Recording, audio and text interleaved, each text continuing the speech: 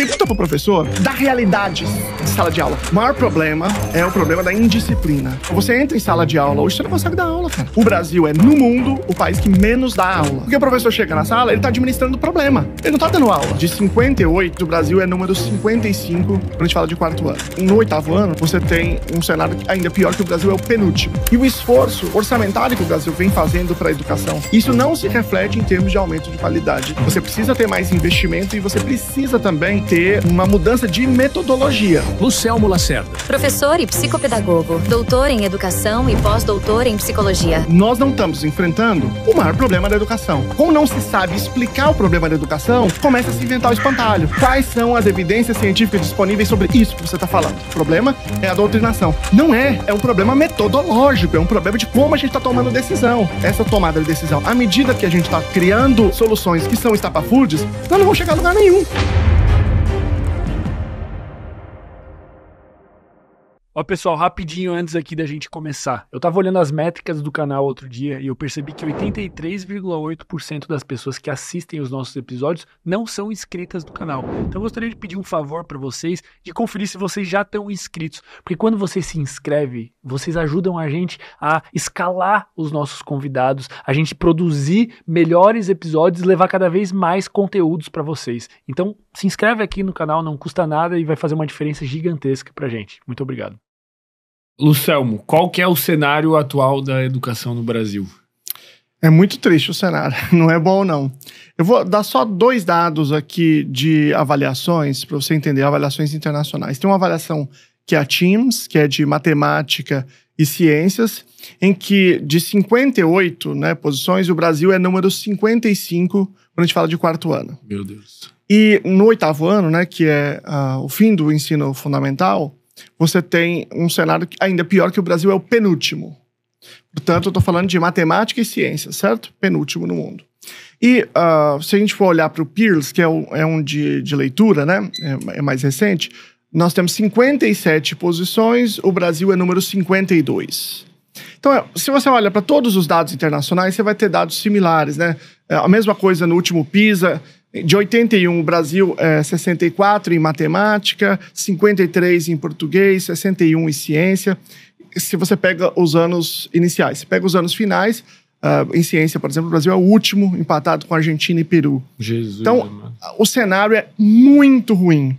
E eu acho que o mais interessante para você olhar para esse cenário é que existe uma incompatibilidade entre o cenário, a posição no Brasil, e o esforço orçamentário que o Brasil vem fazendo para a educação. Quer dizer, o Brasil vem fazendo um esforço nesse sentido, isso vem acontecendo nos últimos muitos anos, pelo menos uma década, e isso não se reflete em termos de aumento de qualidade na educação. Porque sempre houve aquela fala assim, o Brasil não investe em educação, o Brasil não investe em educação, mas esse cenário mudou nos últimos anos, só que ainda não conseguiu refletir no que precisa, que é desempenho. Eu não sei se é que não conseguiu refletir ou não refletiu, porque só isso não resolve. Então, claro que você precisa de ter um investimento em educação, isso é muito importante, mas isso não resolve os problemas, não é só isso. Você precisa ter mais investimento e você precisa também ter uma mudança de metodologia para que, de fato, isso se reflita em termos de qualidade, que esses índices aumentem,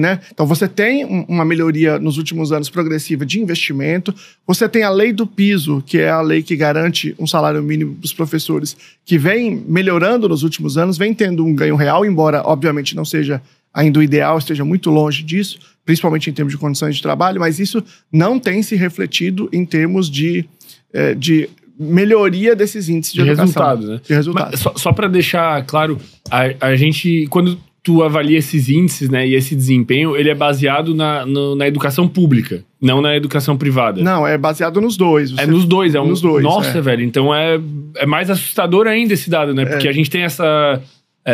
eu acho que é senso comum que a educação privada é um pouco superior à educação pública, principalmente no ensino fundamental e médio, Mas isso é verdade. Nós temos índices melhores na educação privada em relação à educação pública. Mas continua ruim. E é preciso dizer que, para analisar essa diferença, também não é tão simples, A diferença fundamental entre escola pública e privada é porque a escola pública não escolhe os seus alunos. A escola privada ela tem um mecanismo para escolher, que nesse caso é a renda, tem outras escolas que têm outros critérios também, mas é a renda. Então você acaba estratificando essa população para uma população que normalmente tem mais escolaridade, tem mais acesso a outras ferramentas de cultura. Não é simples como dizer, olha, vamos ver o que a escola particular está fazendo, porque a escola pública tem uma outra realidade, com outro público completamente diferente, portanto precisa de estratégias específicas. E quais que são essas principais deficiências que tu vê na educação do Brasil, e quando comparado com o mundo, assim, quais são as principais deficiências, né, vamos dizer assim? Tem muitos problemas na educação brasileira que a gente podia falar, assim, e que eu acho que a gente vai conversar alguns deles aqui. Mas, talvez, a falta de uma estrutura, de fato, programada, planejada para apoiar os estudantes. No mundo, se você olhar para os países desenvolvidos, países da OCDE, quase todos eles utilizam um sistema chamado sistema multicamada, né? Que é um sistema que você tem um nível primeiro universal, que é algo que você faz para todos os estudantes, e essas estratégias precisam ser baseadas na melhor evidência científica disponível. Um segundo nível, que eventualmente a gente chama de nível intensivo, ou nível 2, ou nível de remediação, que você pega pequenos grupos e apoia esses pequenos grupos. E o terceiro nível, que é o nível individual, né? Um nível em que você olha para o indivíduo na sua especificidade e o apoia. Esse sistema de multicamada ele é composto por 2 subsistemas. Um é a gente chama em inglês Positive Behavioral Intervention and Support, PBIS, que é a parte de comportamento para reduzir comportamento problema, e o outro que se chama RTI, Modelo de Resposta à Intervenção. Então, você aqui tanto ajuda a reduzir comportamento problema, quanto você ajuda o indivíduo, por exemplo, que tem dificuldade, a ele superar essa dificuldade e ter o domínio daquelas matérias. Então, por exemplo, vamos lá. Vou imaginar que eu estou falando do ensino fundamental 1. Ele chega com 6 anos e ele precisa se alfabetizar, certo? E aí você tem lá a disponibilização da escola para ele. Acontece em muitos desses países que eles têm uma avaliação para entender o quanto esse indivíduo está deficitário em termos de pré-requisito. Então ele precisa ter ritmo, consciência fonológica, consciência fonêmica, tem uma série de coisas sem as quais ele não vai conseguir aprender apropriadamente. Aí você diz assim, bom, então eu vou dar uma remediação. Então eu vou fazer que esse indivíduo frequente aqui fora do horário mais 2, 3 horas aqui em 3, 4 dias por semana. E aí eu vou trabalhar essas habilidades que tá em déficit dele. Pra tu poder meio que nivelar pra nivelar, isso. Todo mundo no mesmo nível. Exatamente. Tá. Então, isso é mais ou menos o que se faz no Brasil em termos de reforço. Só que no Brasil não tem uma política muito clara de reforço. Falando da minha experiência, 14 anos em sala de aula, o reforço era assim, alguém pode dar aula de reforço? Aí pegava uma pessoa que tava em adaptação na biblioteca, ou pegava um professor que estava numa outra função, e falava assim, então vamos fazer um reforço. Vai fazer o quê? Não, ajuda lá português. Então, professor, quem que precisa? Fulano, ciclano, beltrano, acho que precisa. Mas não é nada estruturado, não é a política de Estado de remediação, em que você olha especificamente para a habilidade, que tem uma avaliação em que ele falhou. Não é nem mensurado, né? Não, nada disso. Sim. Porque assim, você pode ter prejuízo numa habilidade, eu dei o exemplo de algumas habilidades que são pré-requisito, e ele pode estar super bem nessa e ter problema em outra habilidade, diferente, entende? E aí eu tenho que selecionar os grupos para endereçar aquela habilidade que ele tem prejuízo. E aí você tem indivíduos que fazem essa habilidade e depois não precisam mais, e tem indivíduos que precisam dessa e outras habilidades que têm prejuízos um pouco maiores e que vão se estendendo no decorrer do tempo e precisam o ano inteiro disso. Isso é um dos problemas que leva a baixar esse desempenho, porque o aluno ele não consegue acompanhar se ele não tiver aqueles pré-requisitos e ele vai ficando deficiente. Exatamente. Aí a ideal seria que no ano seguinte, a mesma coisa, se tivesse uma política bem clara, se não atingiu tal resultado, você remedia, e aí se não atingiu mesmo com a remediação, aí você dá um apoio individualizado. Esse é um dos problemas, mas o maior problema, inclusive nós conversamos sobre isso na outra oportunidade que conversamos, o maior problema é o problema da indisciplina. Então você entra em sala de aula hoje, você não consegue dar aula, cara. É muito difícil. Eu tô falando, pela minha experiência, eu cheguei, primeira aula que eu dei, né? Eu cheguei no 7º D. Meu amigo, eu falei, meu Deus, eu não imaginava que era assim. Se ninguém me preparou, a faculdade não me preparou para isso. Tipo, surreal. Surreal. Porque antes, na minha época, como estudante, é assim, você tinha lá 25 alunos, 30 alunos, 40 alunos, depende um pouco da faixa, e aí você tinha 3 alunos que botavam a sala abaixo. 3 alunos ali que eram dificílimos. Hoje não. Hoje você tem 25. Entendeu? Então não é mais aquela situação que o professor antigamente fazia, que ele tira aqueles 2 da sala e tá resolvido. Não é. Porque não dá pra você tirar 25 alunos da sala, entende? Acabou. E aí você não tem o que fazer exatamente dentro desse contexto. Você precisa de uma política para lidar com isso. E essa política não existe. E isso é um reflexo, talvez, até da educação que eles têm em casa, né? Em algum nível. Você sabe que tinha uma frase muito engraçada que tinha antigamente, que as professoras sempre falavam assim, elas viam um aluno fazendo alguma coisa muito extraordinária e diziam, você faz isso em casa? Não faz, né? Então, agora, quando você diz, você não faz isso em casa? Ele diz, eu faço. Então, de fato, existe um problema que tem a ver com as famílias, com a criação dos indivíduos, com a maneira que a sociedade tem lidado com esses problemas. De fato, ele existe. Mas ele não existe só no Brasil. Ele existe no mundo inteiro. Quer dizer, essa mudança geracional existe no mundo inteiro. E no mundo inteiro, apesar disso ter um reflexo negativo na escola, as escolas estão conseguindo lidar com isso. Porque dentro da escola, você tem ali ferramentas que são ferramentas para apoiar os indivíduos do ponto de vista comportamental. Acontece que no Brasil não tem essas ferramentas.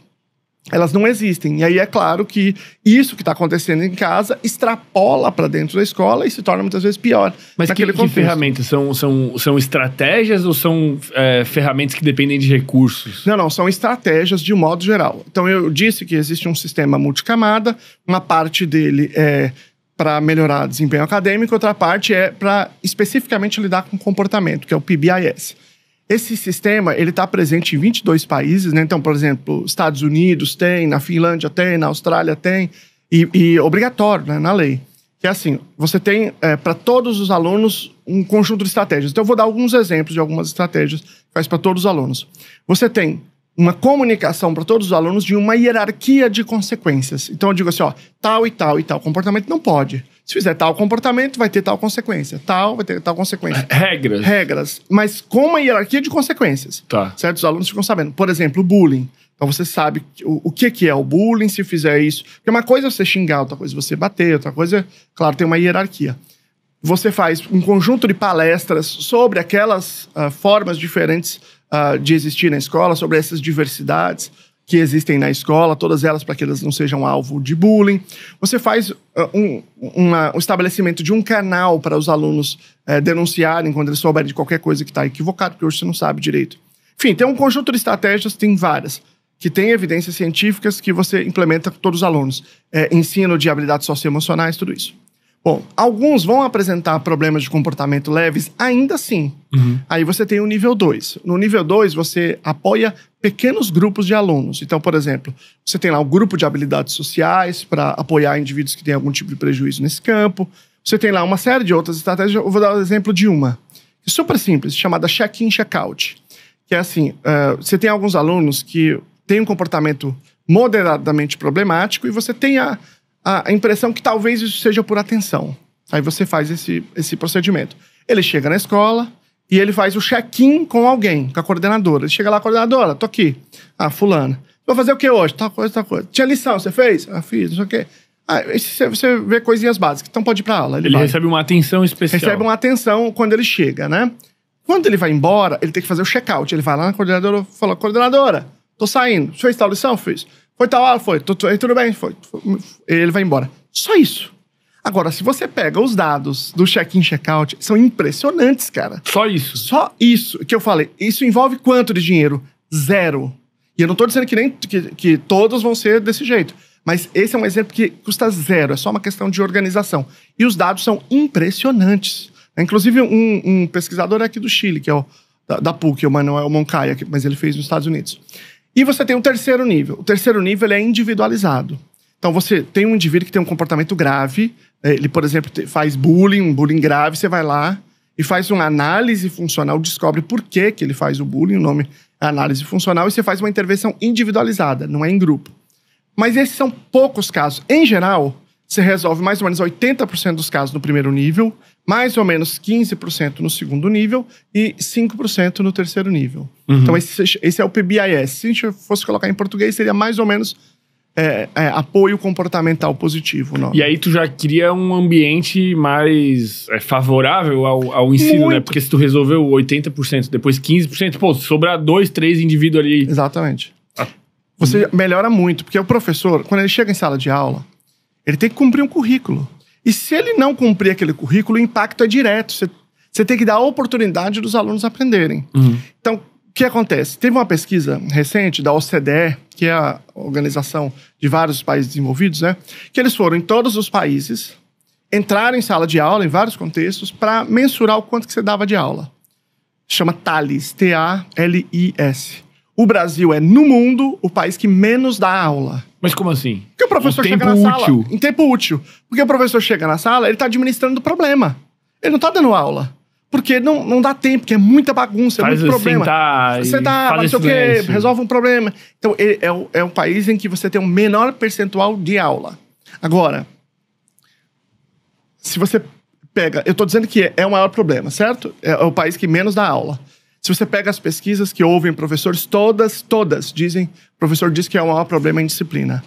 Agora, vai nas graduações em educação no Brasil, todas, e procura uma disciplina sobre indisciplina. Uma matéria em que o professor diz, olha, pessoal, tem essa estratégia aqui para o BIS, tem essa aqui que é o jogo do bom comportamento, tem essa aqui o check-in, check-out. Procura. Eu, Lucelmo, faz muitos anos que eu tenho percorrido o Brasil, discutido isso com os professores, eu nunca encontrei uma disciplina em qualquer universidade no Brasil inteiro, nem nas melhores. Eu tô falando de uma disciplina. No Brasil todo. No Brasil inteiro. Quer dizer, pode ser que tenha algum, tenha surgido. Escondido. Eu duvido, certo? Quando eu tô dizendo eu tô dizendo que nós não estamos enfrentando o maior problema da educação. Isso seria equivalente a chegar no curso de medicina, o cara na primeira aula disse, gente, acho que a gente não fala de doença, pelo amor de Deus, hein? A gente, show doença, a gente não vai falar disso. É só quem tá bem pra melhor. Pra melhor. Aqui é positividade. Entende? Cara, não faz o menor sentido. Mas é essa a realidade dos professores. Até, como vai ser publicado aqui, muita gente, o professor que vai assistir, até legal se eles puderem comentar, assim, na graduação deles. E não é uma coisa de dizer assim, não, eles fizeram uma faculdade fraca, ou... Não é isso. Tô falando de todas as universidades.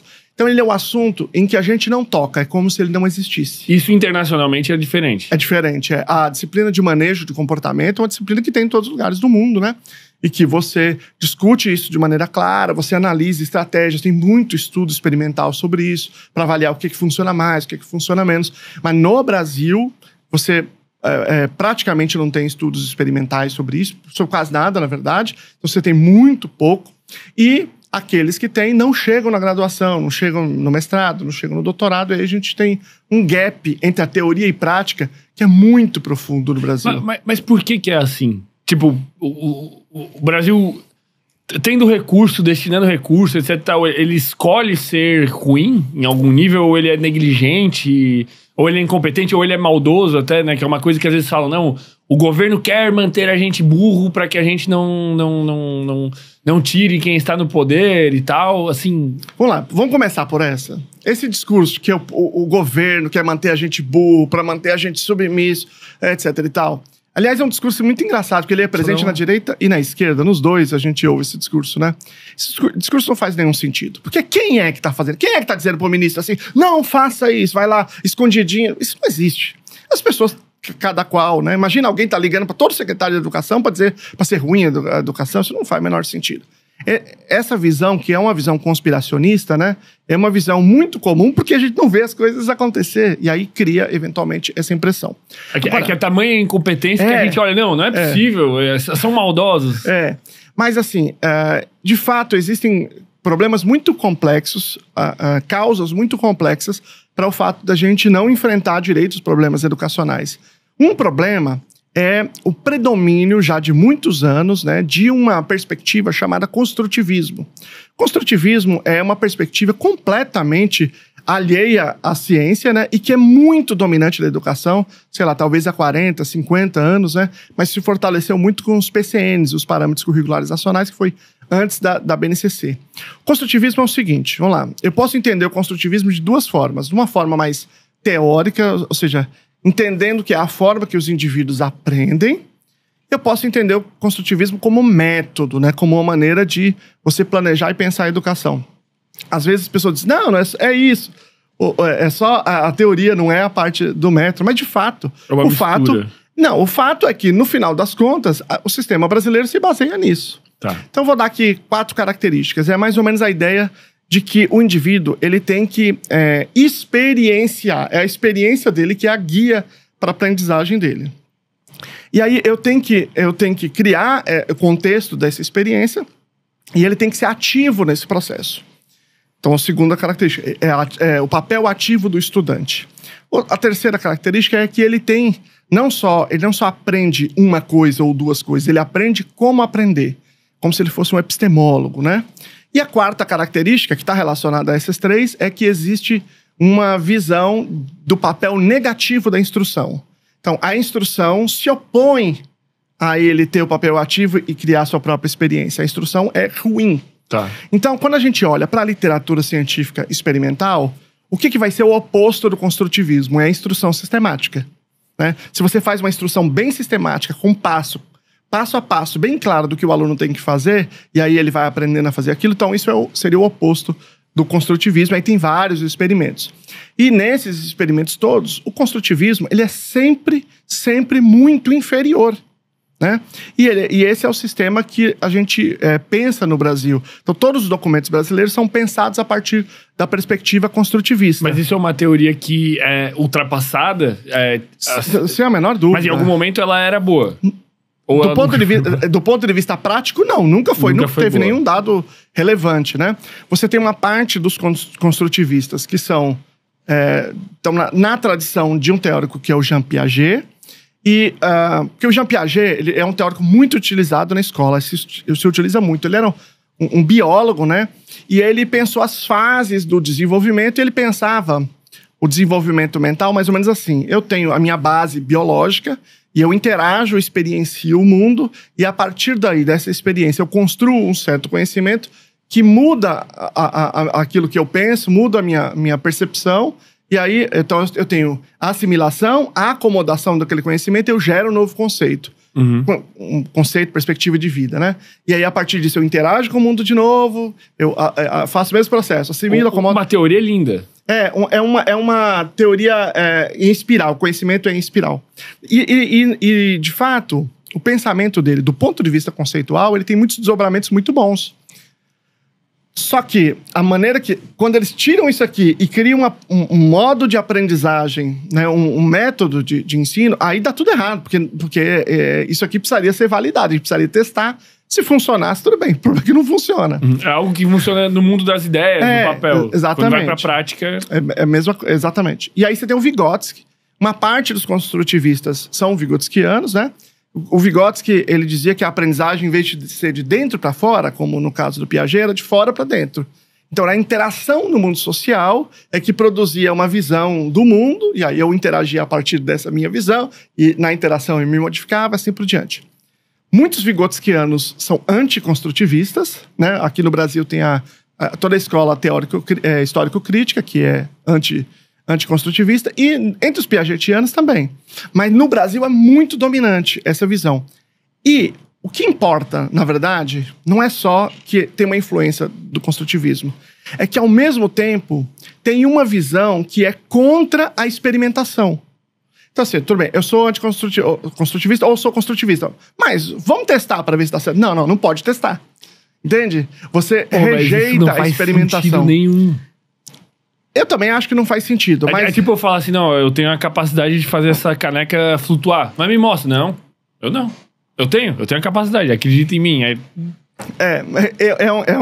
É uma discussão muito óbvia, me parece, né? Mas na universidade, na academia no Brasil, não é que ela não é predominante, ela não existe esse debate. Não existe uma linha de pesquisa, uma só, no Brasil inteiro, de educação baseada em evidências. Não tem nenhuma. Não existe. Não tem um espaço em que isso aconteça, entende? Mas isso não é um pouco, assim, sem sentido total? Não é tipo, eu invento uma teoria pra fazer alguma coisa. Resolver qualquer problema que eu tenho. Eu tenho que fazer tal coisa, eu tenho uma teoria. E aí, eu testo essa teoria. Vamos lá. Vamos dar um passo atrás pra gente entender um movimento filosófico chamado de pós-modernismo. Que tudo isso, o motivo disso acontecer é por conta dessa visão pós-modernista, certo? Tá. Vamos lá. O pós-modernismo, ele tem várias pessoas que conceituam de maneira diferente. Primeira pessoa a estruturar isso é um cara chamado François Lyotard. Aí você tem muitos teóricos, principalmente franceses. Foucault, Derrida, um monte de gente que desenvolveu essas ideias. Mas o Lyotard, ele disse o seguinte, que o pós-modernismo é uma crise das grandes narrativas. Por exemplo, uma das grandes narrativas é a ideia de ciência, a ideia de que a realidade está aí e a gente pode estudá-la e a gente pode verificar o que, por exemplo, é melhor ou é pior, né? Essa é talvez uma grande narrativa. Então, entrou em crise isso. De modo que ficou difícil de fazer afirmações mais amplas e universais sobre a realidade. Por exemplo, eu estava outro dia conversando com uma professora que dava a disciplina de pedagogia. Eu dava aula de alfabetização. Eu dava aula na pedagogia, dei muitos anos. E ela era professora de pedagogia, de alfabetização. E ela dizia assim pra mim, Luciano, é o seguinte, não existe um método que é melhor. Todos eles têm o seu valor, cada um é cada um. Eu não posso dizer que tem um melhor. E eu dizia pra ela, deixa eu te falar, eu pego um tanto de criança. Aí, pra metade eu uso um método. Pra metade eu uso outro método. E avalio se eles aprendem ou não a ler e escrever com compreensão. Se um método 1, for superior, e eu testo de novo, ele é superior, as pessoas aprendem mais. E eu fizer de novo, eles aprendem de novo mais. Por que eu não posso dizer que ele é superior? Por que não? Não, porque veja bem, temos que analisar aí que essa ciência é uma lógica de poder. Sim, mas o que tem a ver uma coisa com a outra? Entende? Então, o pós-modernismo, ele coloca em xeque a própria noção de verdade e de realidade. A partir de todos esses autores, são autores muito, muito famosos no Brasil, embora, baseado nesses mesmos autores, você possa chegar a conclusões diferentes. E isso dificulta a gente fazer esse debate. Então, a ideia é sempre que a ciência é um discurso de poder. Então, qualquer análise que você fizer está baseado numa lógica de poder e de opressão. Um aspecto que está dentro disso, né, é a própria noção de verdade. Veja, se eu faço uma análise com um conjunto de alunos, uma parte se alfabetiza melhor do que outra, porque eu crio alguma avaliação que avalia se eles aprendem a ler com compreensão, por exemplo. Eu tenho aqui 3 palavras, certo? E aí eu tenho aqui um objeto, isso aqui, garrafa. Eu tenho a palavra garrafa, tenho a palavra mesa, tenho uma palavra, sei lá, caneca. Parede, caneca. Tenho essas 3 palavras. Se eu digo, olha, esse aqui é essa palavra, tá escrito garrafa aqui, quer dizer, não só que eu decodifiquei, né? Se eu falar garrafa, eu decodifiquei, como eu vinculei a um objeto no mundo. Existe compreensão. Existe compreensão. Nesse caso é uma coisa bem simplesinha, mas tem compreensão. E aí eu posso fazer inúmeras testagens muito mais complexas do que isso. Bom, se eu faço essa avaliação e essas pessoas aprendem mais com o método, então é verdade que este método é melhor do que o outro método. Aí diz, não, mas verdade não existe. Não é que verdade não existe. Veja, não existe uma verdade absoluta. Então, esta verdade que eu estou afirmando aqui agora, que esse método é superior, é uma verdade efêmera. Por que ela é efêmera? Porque daqui a pouco a gente descobre um método melhor. Melhor do que esse. E aí, naquele momento, essa minha afirmação não vai ser mais verdade. E ela é uma verdade aproximativa. Por quê? Porque talvez eu esteja usando uma forma de avaliar que não seja boa. Eu vou pegar outras formas de avaliar. Então eu vou questionar o meu conhecimento e vou melhorar aquilo. Eu vou fazer essa avaliação crítica. Então veja, ela é uma verdade efêmera e aproximativa. Mas ela é verdade. Sim. E para o pós-modernismo não existe isso. Toda a afirmação de que alguma coisa é mais verdade do que outra coisa é uma afirmação baseada em relações de poder. Mas isso, então, é uma mentalidade que se desdobra em inúmeras áreas, em inúmeros conceitos. Quando a gente vê a deficiência dentro da psicologia, dentro da medicina, dentro, sei lá, da filosofia, todas as deficiências que a gente vê no uso de metodologias ou de discussão de conceitos é baseado nessas ideias pós-modernistas de não existir um melhor e um pior. Não necessariamente, né, só por conta disso. Pode haver outras. Agora, no campo de educação, seguramente ela é largamente dominante, ela é quase única, na verdade, em relação a outras possibilidades da gente pensar. Mas isso não é estupidez em algum nível?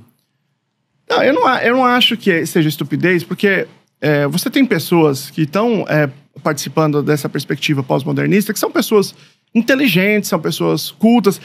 Sabe por que eu não posso falar que é estupidez? Porque às vezes eu vejo um comentário na internet, por exemplo, eu vejo uma pessoa criticando a maneira de fazer um estudo educacional, porque o estudo foi muito mal feito, foi feito todo equivocado, aí a pessoa já comenta assim, é porque você está falando isso porque você não conhece a forma específica de fazer pesquisa em humanidades. Ela está querendo dizer, ciência não se usa em humanidades.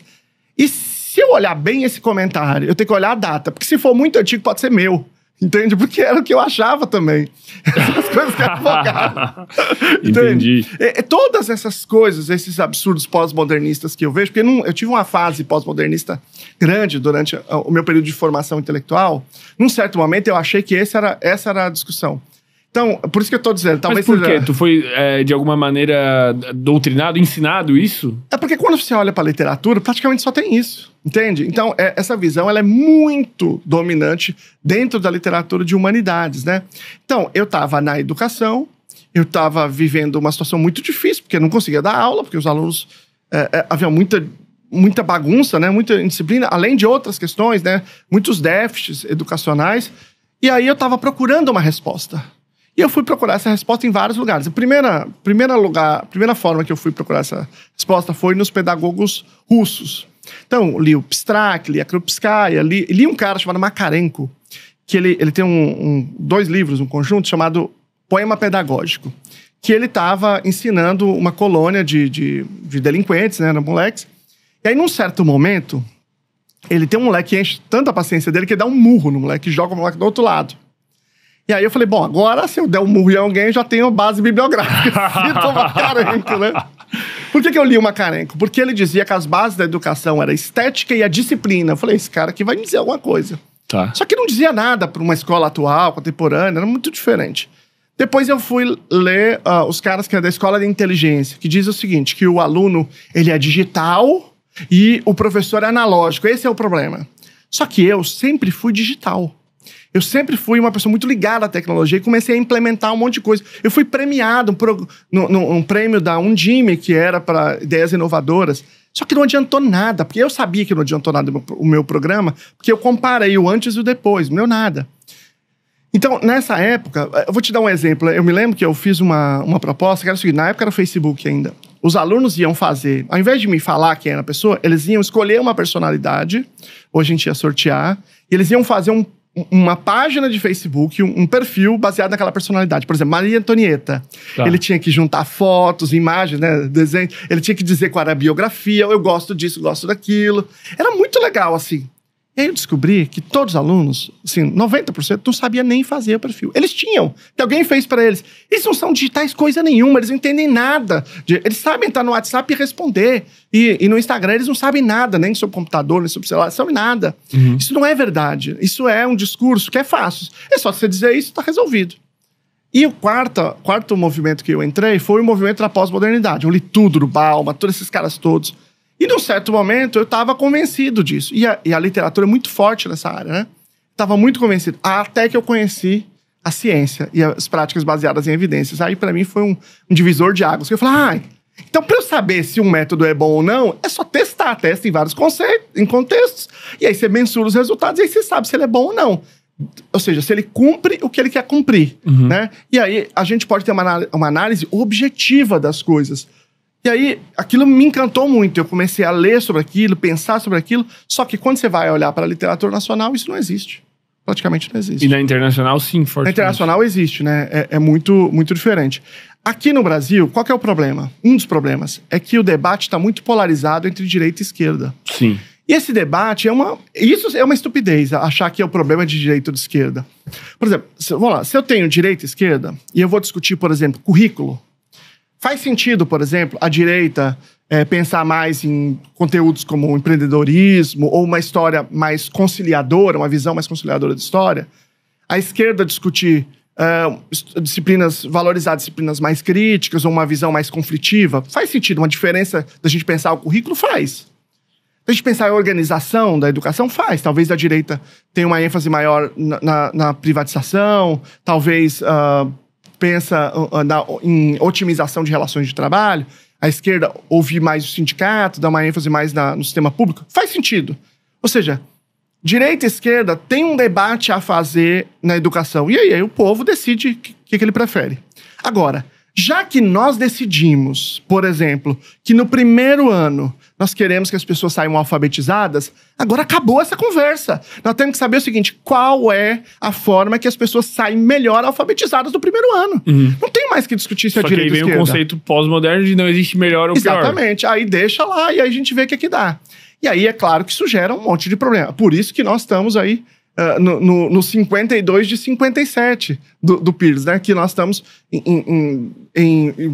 nos últimos lugares na maioria dos índices internacionais, porque a gente não faz isso de maneira competente. Nós tivemos um debate muito grande em torno disso, porque no Brasil existe, na academia, uma certa estima pelo método chamado método global, em que você não começa pela parte da palavra, sílaba ou letra, você começa pela palavra inteira.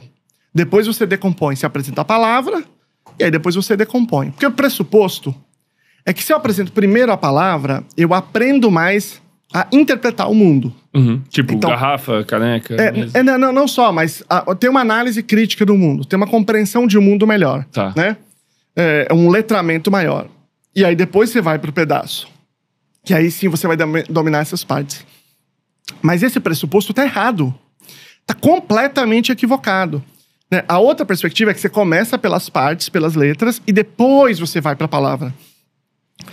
Então, a ideia meio falada na universidade é que se você começa pela palavra, você valoriza a interpretação. Se você começa pelo grafema, né? pela letra, você valoriza a tecnicalidade da escrita, da comunicação. Da escrita, exatamente. De você entender a letra só. Isso não é verdade. Quando você olha para os estudos, quando você olha a longo prazo, as pessoas aprendem muito mais a interpretar, a pensar criticamente quando você começa pela parte.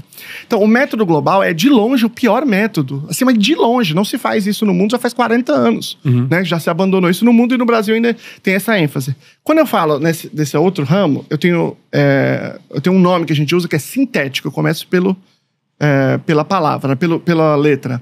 Nesse sintético, o tradicional, o histórico, lá, o antigo, né? Era você começar pelo nome da letra. A gente chama isso de fonético. Então, você A, B, C, D, E e tal.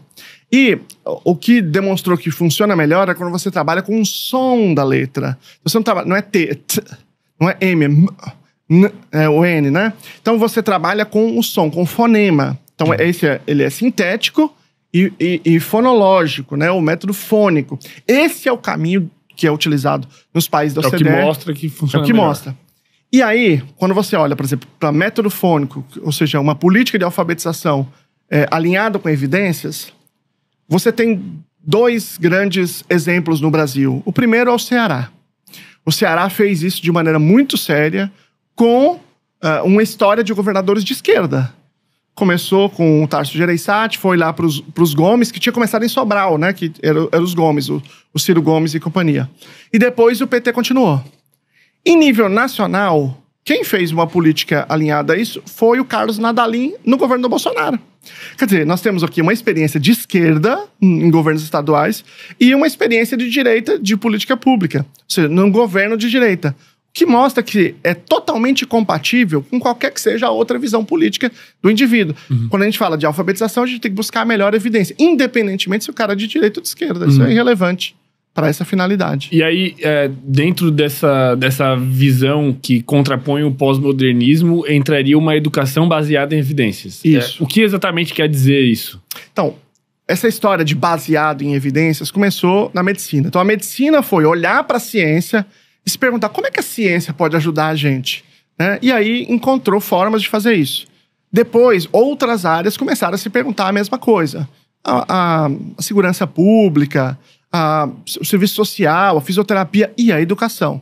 Então significa mais ou menos o seguinte. Quando a gente fala de baseado em evidências, significa que a gente vai considerar a melhor evidência científica disponível, ou seja, o que foi testado, o que funcionou mais. A gente vai considerar quais são as possibilidades profissionais que eu tenho, ou seja, qual é a minha formação, qual é a minha expertise. Não adianta eu fazer uma coisa que que tem a melhor evidência, mas eu não sei, e vai considerar os valores de quem está sendo atendido. Quer dizer, eu preciso alinhar essas 3 coisas, certo? E aí nós temos no Brasil um gap que tem a ver com essa parte de olhar para as evidências científicas disponíveis. Então, isto é uma perspectiva completamente oposta ao pós-modernismo. É uma visão de que existe uma verdade, essa verdade é efêmera, provisória, né, e ela é aproximativa, mas eu posso fazer o que há de melhor hoje. E aí eu tenho que fazer estudos, mas não é qualquer estudo. Não é você chegar a um negócio e publicar um artigo e dizer que isso é estudo. Eu tenho uma hierarquia de qualidade dos estudos. Então, eu vou olhar para estudos de mais qualidade. Além de olhar para estudos de mais qualidade, estudos que se repetiram, que foi feito várias vezes e que demonstraram que funciona, né? E aí, eu vou selecionar, vou escolher aquilo que responde melhor a minha pergunta. Então, por exemplo, eu tenho um problema com a disciplina. Tá bom. O que já foi testado sobre disciplina? Foi testado coisa A, B, C e D. Bom, dessas coisas aqui, o que é mais fácil, é mais eficiente para eu treinar os meus professores, os meus outros agentes? Tal aqui tem tal possibilidade de treinamento. Bom, isso aqui tá alinhado com os meus valores? Porque vamos imaginar que a gente olhasse para um estudo, sei lá, de um país aí oriental que tem ainda violência física e diz, o que funciona mais é a violência de tal e tal jeito. Bom, bater com a régua, né? Sei lá, coisas assim. Bom, isso tá alinhado com os nossos valores? Não. Então não vamos fazer isso. O que é dessa melhor evidência? E aí é importante dizer que não é isso, né? O que é que está alinhado com os nossos valores? Então nós temos aqui, por exemplo, o apoio comportamental positivo, que esse nome positivo é justamente porque ele rejeita essa ideia do castigo como forma fundamental de disciplina, entende? São outras formas que são utilizadas. E aí a educação baseada em evidências vai olhar para essas formas, vai propor novos estudos, né? Vai fazer novas perguntas, propor novos estudos e vai implementar prioritariamente aquilo que tem a melhor evidência. Mas aí, por que isso não caminha? Porque existe esse predomínio absoluto dessa visão pós-modernista. Existem outras visões também que eventualmente impedem esse olhar, sabe? Mas esse é o principal. Agora, se você olha do ponto de vista do poder público, isso é uma coisa que dá muito trabalho, certo? Então você está dizendo o seguinte, que tem que fazer uma mudança que é muito radical na educação, né, nas escolas, e é uma forma, né, uma implementação que de alguma forma se opõe àquilo que está sendo pensado na universidade. Esse é um grande problema, né? Porque assim, veja, vamos imaginar que você assuma a Secretaria de Educação. Fermento agora novo secretário de Educação. E aí, claro, você quer fazer o melhor, todo mundo quer fazer o melhor, né? Eu quero fazer o melhor. Onde que você vai olhar para ver o que há de melhor? Você vai olhar para a universidade. E aí a universidade, eventualmente, está propondo, né, uma coisa que é estapafúrdia, que é muito distante da realidade. Eu me lembro que eu estava no doutorado em educação na PUC São Paulo, e eu estava em sala de aula. Eu fiz os dois ao mesmo tempo, que é muito difícil, né? E aí, eu estava tendo aula com isso foi uma vez, foi várias vezes, com o professor, e ele dizia o seguinte, olha, gente, é o seguinte, hoje o aluno, ele sabe mais que o professor. Ele chega na escola e já aprendeu aquele assunto na internet. Ele chega para desafiar o professor. E eu lá atrás dizendo, nossa, Senhor, me dá paciência. Onde que tá esse aluno, pelo amor de Deus? Não tem, isso é mentira, isso é falso. Eu posso te dizer, tô falando que eu tenho 14 anos de sala de aula. Assim, direto, né? Fora outras coisas pontuais. Eu tive 2 alunos, que procuravam a matéria fora de aula. A Laura e o Henrique. Tu lembra? Certo? Eu lembro. Até o Henrique outro dia falou comigo no YouTube, comentou no vídeo meu. Esses 2 alunos da minha história. Isso é falso, não existe isso. Mas veja, se ele dá aula no doutorado em educação, você fala, meu, esse cara manja tudo. Ele não sabe nada. Nada de educação. Não é que ele sabe um pouquinho. Ele não sabe nada. E o pior, ele acha que sabe. Porque ele leu num livro isso. Veja, ele leu num livro de alguém que também não pisou em sala de aula. Por quê? Veja, se o cara dá aula de química na universidade, ele também não pisa na fábrica. Sim. Mas ele faz experiência científica, que colhe informações da realidade. Ele tem um laboratório, ele pega informação de outro lugar.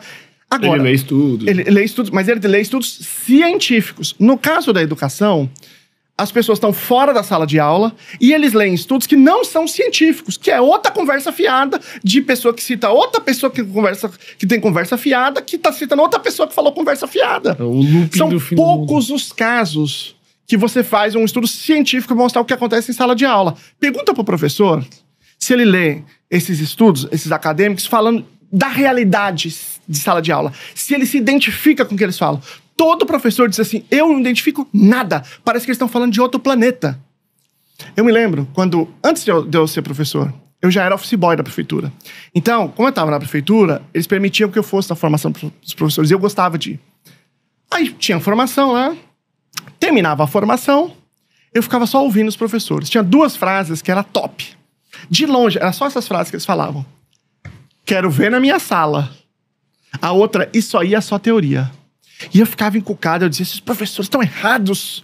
Isso tá errado. Eles estão fazendo errado. Eles não são inteligentes, que eles não estão considerando a profundidade teórica. Eu sempre fui uma pessoa que gostei muito de ler.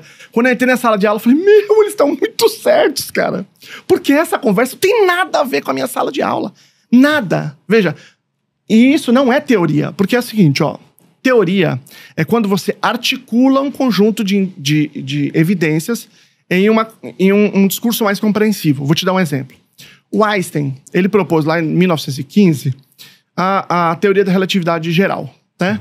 Então, por exemplo, ele dizia que a luz era desviada pela gravidade, que não se sabia na época, né? Bom, era uma ideia que fazia sentido, havia uma explicação. E eles foram testar essa hipótese.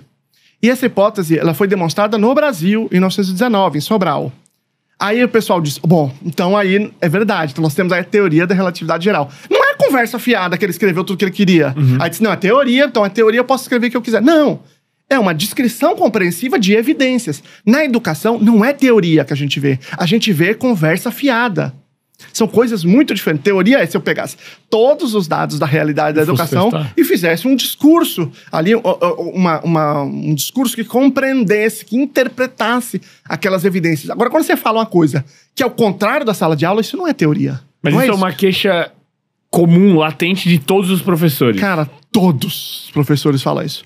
Todos os professores. Mas esses professores, eles não compõem a maioria de quem... sei lá, opina ou tem algum poder de definir pra onde vai algum tipo de decisão, sei lá, não tem um sindicato, eles não podem falar, pô, tá uma merda, o que vocês estão ensinando a gente não tá funcionando. Então, vamos lá. Em primeiro lugar, ninguém ouve os professores pra nada. Tá. Os professores são aqueles que não são consultados pra absolutamente nada. Ninguém pergunta, professores, o que vocês acham? Ninguém. Eu me lembro que eu dava aula numa escola, assim, a escola tava aqui, né, e eles expandiram a escola. Cara, eu fiquei com tanta raiva, e eu fiquei tão frustrado, porque eles pegaram a sala dos professores e botaram em frente à quadra. Cara, eu ficava o tempo inteiro, era uma coisa assim, meio doentia. Eu ficava o tempo inteiro dizendo, quem foi o idiota que fez isso? Quem foi o idiota que fez isso? Quem foi o idiota que fez isso? Porque era só você fazer o contrário, põe um fundo, você põe um corredor aqui, as pessoas entram, né? E aí tem a sala dos professores, atrás você põe a quadra. Não, o idiota nunca chegou pro professor e disse, professor, eu fiz esse desenho aqui, o que vocês acham? Né? A secretaria ficava em frente à quadra, aí tinha que fechar a porta, porque senão você não ouvia a pessoa, e não tinha ar-condicionado, era um inferno. Meu Deus. Aí a gente mudou pra outra escola, eles construíram outra escola, em que eles faziam o seguinte, a gente ficava na sala, tinha uma janela dessa altura assim, todos os alunos, todos passavam assim, e os alunos na sala ficavam o tempo inteiro assim, ó. O dia inteiro isso, você não conseguia dar aula, então você era um distrator. Qualquer professor saberia que isso ia acontecer. Qualquer um. Podia ser qualquer um, professor. Só chamasse um. Ele saberia. Então ninguém ouve nada dos professores. Agora, tem que fazer uma crítica também dos professores. Que é em relação aos sindicatos. Nós temos discutido com o sindicato, de modo geral, questões trabalhistas, que são importantes. Aumento de salário, sexta parte, essas coisas. Mas a gente não tem discutido direito, condições de trabalho. Até porque, isso que eu tô falando pra você, de prática com evidência, os professores nem sabem que isso existe, porque eu não sabia, né? Então, os professores discutem pouco isso. Eu, na minha trajetória como professor, nos últimos anos em que eu entendi essas coisas, eu fui até as assembleias de dissídio. A gente tinha uma peculiaridade lá, não sei se está assim ainda, em São Sebastião, que eu era professor municipal, que tinha 2 sindicatos. Tinha o sindicato geral e o sindicato dos professores. Eu ia na Assembleia de Dissídio dos dois e dizia, não, eu quero que coloque aí que a gente quer ter acesso a treinamento de verdade, não é conversa fiada. Eu não quero ter palestrinha para dizer de autoajuda. Eu quero que me ensinem como lidar, por exemplo, com a disciplina, que me ensinem estratégias para o aluno que não sabe ler e escrever, que me ensinem estratégias para fazer avaliação adaptada. Eu quero formação de verdade, eu não quero essa conversa fiada. Então, eu coloquei isso no meu dissídio nos últimos anos. E isso é uma coisa que os professores não fazem tanto. Eles não manifestam essas... não manifestam, até porque os professores em geral não têm acesso a essas ideias que eu tô falando aqui, de um modo geral, né? Claro que tudo tem exceções. É assim, ó, eu fiz a minha licenciatura, o meu mestrado e o meu doutorado. O doutorado foi em educação, certo? Bom, nesse período, sabe quantas vezes eu vi falar em evidência? Nunca. Nenhuma vez. Porra, não tô dizendo que assim foi pouco. Nenhuma vez. Nunca ninguém falou assim, tem um ensaio controlado randomizado aqui, olha, tem um ensino com delineamento sujeito único. Foi feito um estudo assim, eu vou te mostrar que essa pessoa... Não, nada. Eu tô falando que eu fiz o doutorado em uma grande universidade, nunca foi falado, nunca. E eu era uma pessoa intelectualmente sempre muito ativa. Eu busquei meu caminho para eu entender isso. E eu espero que a gente conversando aqui, né, a gente possa, e tô indo em outros lugares também, possa fazer chegar isso no professor, para dizer, tá vendo que isso que você acha que talvez funcione? Então isso já foi testado. A maioria das vezes. Quase, talvez funcione. Né? Mas eu tô dizendo, essas dúvidas podem ser resolvidas com uma abordagem pragmática, em que você de fato testa e sabe se uma coisa funciona ou não. Mas quando tu confronta um professor... Não quando confronta, né? Não vamos nem usar essa palavra, mas quando tu fala para um professor comum sobre essas ideias, como é que é a receptividade dele em relação a isso? Qual que é a perspectiva, assim? Cara, quando eu falo isso na academia, por exemplo, num contexto universitário, muitas vezes vai ser um confronto eventualmente com alguém que se posiciona de maneira diferente. Eu tô falando o contrário do que a pessoa tá dizendo lá todo dia. Agora, quando eu falo isso pros professores, eles piram, eles adoram, cara. Eles adoram. Isso que, tipo, meu Deus. Eles falam, é isso que eu tô precisando, é isso que eu queria ouvir. É disso que a gente precisa fazer aqui. Eu não quero mais palestrinha de conversa fiada. Eu quero aprender como fazer as coisas.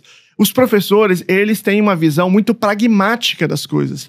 Eles querem o que funciona. Eles querem o que funciona. Tanto que quando a gente conversa com Secretaria de Educação, muitas vezes a Secretaria vem conversar com a gente, comigo, normalmente sobre educação especial. E aí eles falam assim, Luciano, como é que a gente começa? Que é muito difícil, os professores rejeitam muito, que tem a ver com as modas. E já a gente pode falar disso, que eu acho que é um tema muito importante, as modinhas. Aí eu digo assim, olha, toda hora o professor tem uma modinha diferente que estão chegando na escola. Quando você diz, olha, tem uma abordagem aqui de educação especial que funciona, baseada em evidência, ele acha que é mais uma modinha. Então você faz o seguinte, pega uma escola, principalmente quando é prefeitura menor, né? Pega uma escola que tem casos muito difíceis, que são conhecidos, e que tem alguém que é parceiro, vai lá e dá todo o apoio para aquela escola. Mostra que funciona. Implementar lá, implementa de verdade. Com atenção, com foco. Mostra que... Quando você mostrar que funciona, os professores vão dizer, opa, peraí, eu quero isso daí. Entende? Então o professor, ele tá preocupado com isso, né? Com o que funciona. Quando você demonstra, ele adere. Só que não é fácil você demonstrar. Porque justamente tem esse fenômeno das modinhas. É assim, ó, nós estamos agora num ano chave, porque ano passado teve eleição para prefeito. Então os prefeitos entraram agora em janeiro, há pouco tempo, e agora é a festa da modinha. Por quê? Porque o secretário chega lá, ele assume a prefeitura, presumivelmente quando mudou, né? Ele diz assim, agora tem que fazer um negócio que muda. Aí vem alguém e propõe uma coisa mais estapafúrdia. Aí não, pega esse, contrata esse aqui. Ou às vezes é porque ele acredita, ou porque às vezes é um amigo do prefeito novo, ou dele e tal. Aí tá cheio de moda. Aí vem pro professor aquele inferno de moda. Toda hora a modinha diferente, toda hora. Eu vou te contar duas aqui, que eu passei como professor, que é um inferno. Em certo momento falaram assim, tem um projeto... Micro não sei o quê, não vou falar o nome. Vamos fazer um projeto aqui. Cada aluno tinha uns livrão desse tamanho, acho que 2 ou 3 para cada aluno. Aí tinha que fazer um projeto no computador, que era não sei o quê. Bom, resultado. Nunca, em nenhum dia, em nenhum momento foi feito nada com o aluno que não tinha menor sentido, o projeto. Era uma coisa estapafúrdia que eles queriam que a gente interrompesse a aula, que já é super difícil, que a gente tem poucas aulas, para poder fazer aquele projeto que era absurdo. Não foi nenhum dia... Como nós tivemos uma sala que foi só pra guardar a porcaria dessas apostilas. Não podia usar mais, porque era tudo apostila desse tamanho e ocupou a sala inteira. Um desperdício. Desperdício total. O outro foi o seguinte: projeto do carrinho de sorvete da ciência. Era um carrinho de sorvete mesmo, só que era para ser laboratório, porque não tinha laboratório, então ali estavam todas as coisas. Acontece que lá na cidade, né, você tem 3 aulas por semana de ciência, certo? Você nunca pode juntar 3 aulas juntas, não pode. Tem que ter no mínimo 2 dias. Então você faz um dia uma aula, outro dia 2 aulas, certo? Só que montar o carrinho de sorvete demorava 55 minutos. E uma aula tem 50 minutos. Ou seja, no dia que tinha uma aula isolada, era impossível. No outro dia, você podia ficar 55 minutos e depois fazer a aula. Só que se você deixar os alunos 55 minutos sem fazer nada, meu amigo, sai porrada na certa em sala de aula. Ou seja, não tinha como usar aquela porcaria. E eles compraram para todas as escolas, pagaram formação para todos os professores para não ser usado. Meu Deus. Então, se você quer fazer o carrinho de sorvete porque alguém falou que é legal, então tá bom. Compra 2, manda para 2 escolas, dá a formação e observa durante um certo tempo. Se funciona. E aí, se funciona ou não. Compara com outras escolas que não fizeram isso. Ao invés de gastar um monte de recursos. Exatamente, entende? Então, aquilo ali foi um absurdo. E assim, eu já passei por 500 iguais a essa. E o professor, se o professor tá na rede pública, ele já passou por 500 iguais. E toda hora aparece um novo. E é sempre assim, aqui nós temos solução para todos os males. E não serve para nada. Então, quando você chega com uma coisa nova pro professor, a reticência dele é muito grande. A chance dele se esquivar daquilo é muito grande. Porque ele já viu tanta merda. Porque ele já viu tanta coisa que ele faz tudo pra se livrar. Teve uma outra que foi muito... Eu sempre conto essa história que é muito legal. No município foi o seguinte, eles disseram o seguinte: toda vez que um aluno tem nota vermelha, ou seja, abaixo de 5, né, porque o sistema municipal, você tinha que fazer um portfólio de todas as atividades que ele fez mal ou que ele não fez. Tá. Aí surge o primeiro problema. Como é que eu tenho no portfólio alguma coisa que ele não fez? Eu peço pra ele fazer assim? Eu peço pra ele fazer assim, tira uma foto? Como é que eu vou marcar alguma coisa que ele não fez? Sim, a ausência de... O segundo problema é que... Como é que eu vou saber que ele vai tirar a nota vermelha pra poder registrar? Porque eu tenho que fazer retroativo, certo? Como é que eu vou saber? Eu faço tudo de todo mundo e eu junto? Porque é uma coisa impensável, não dá pra fazer isso. Bom, resultado. Todo mundo na rede tirou nota azul naquele bimestre.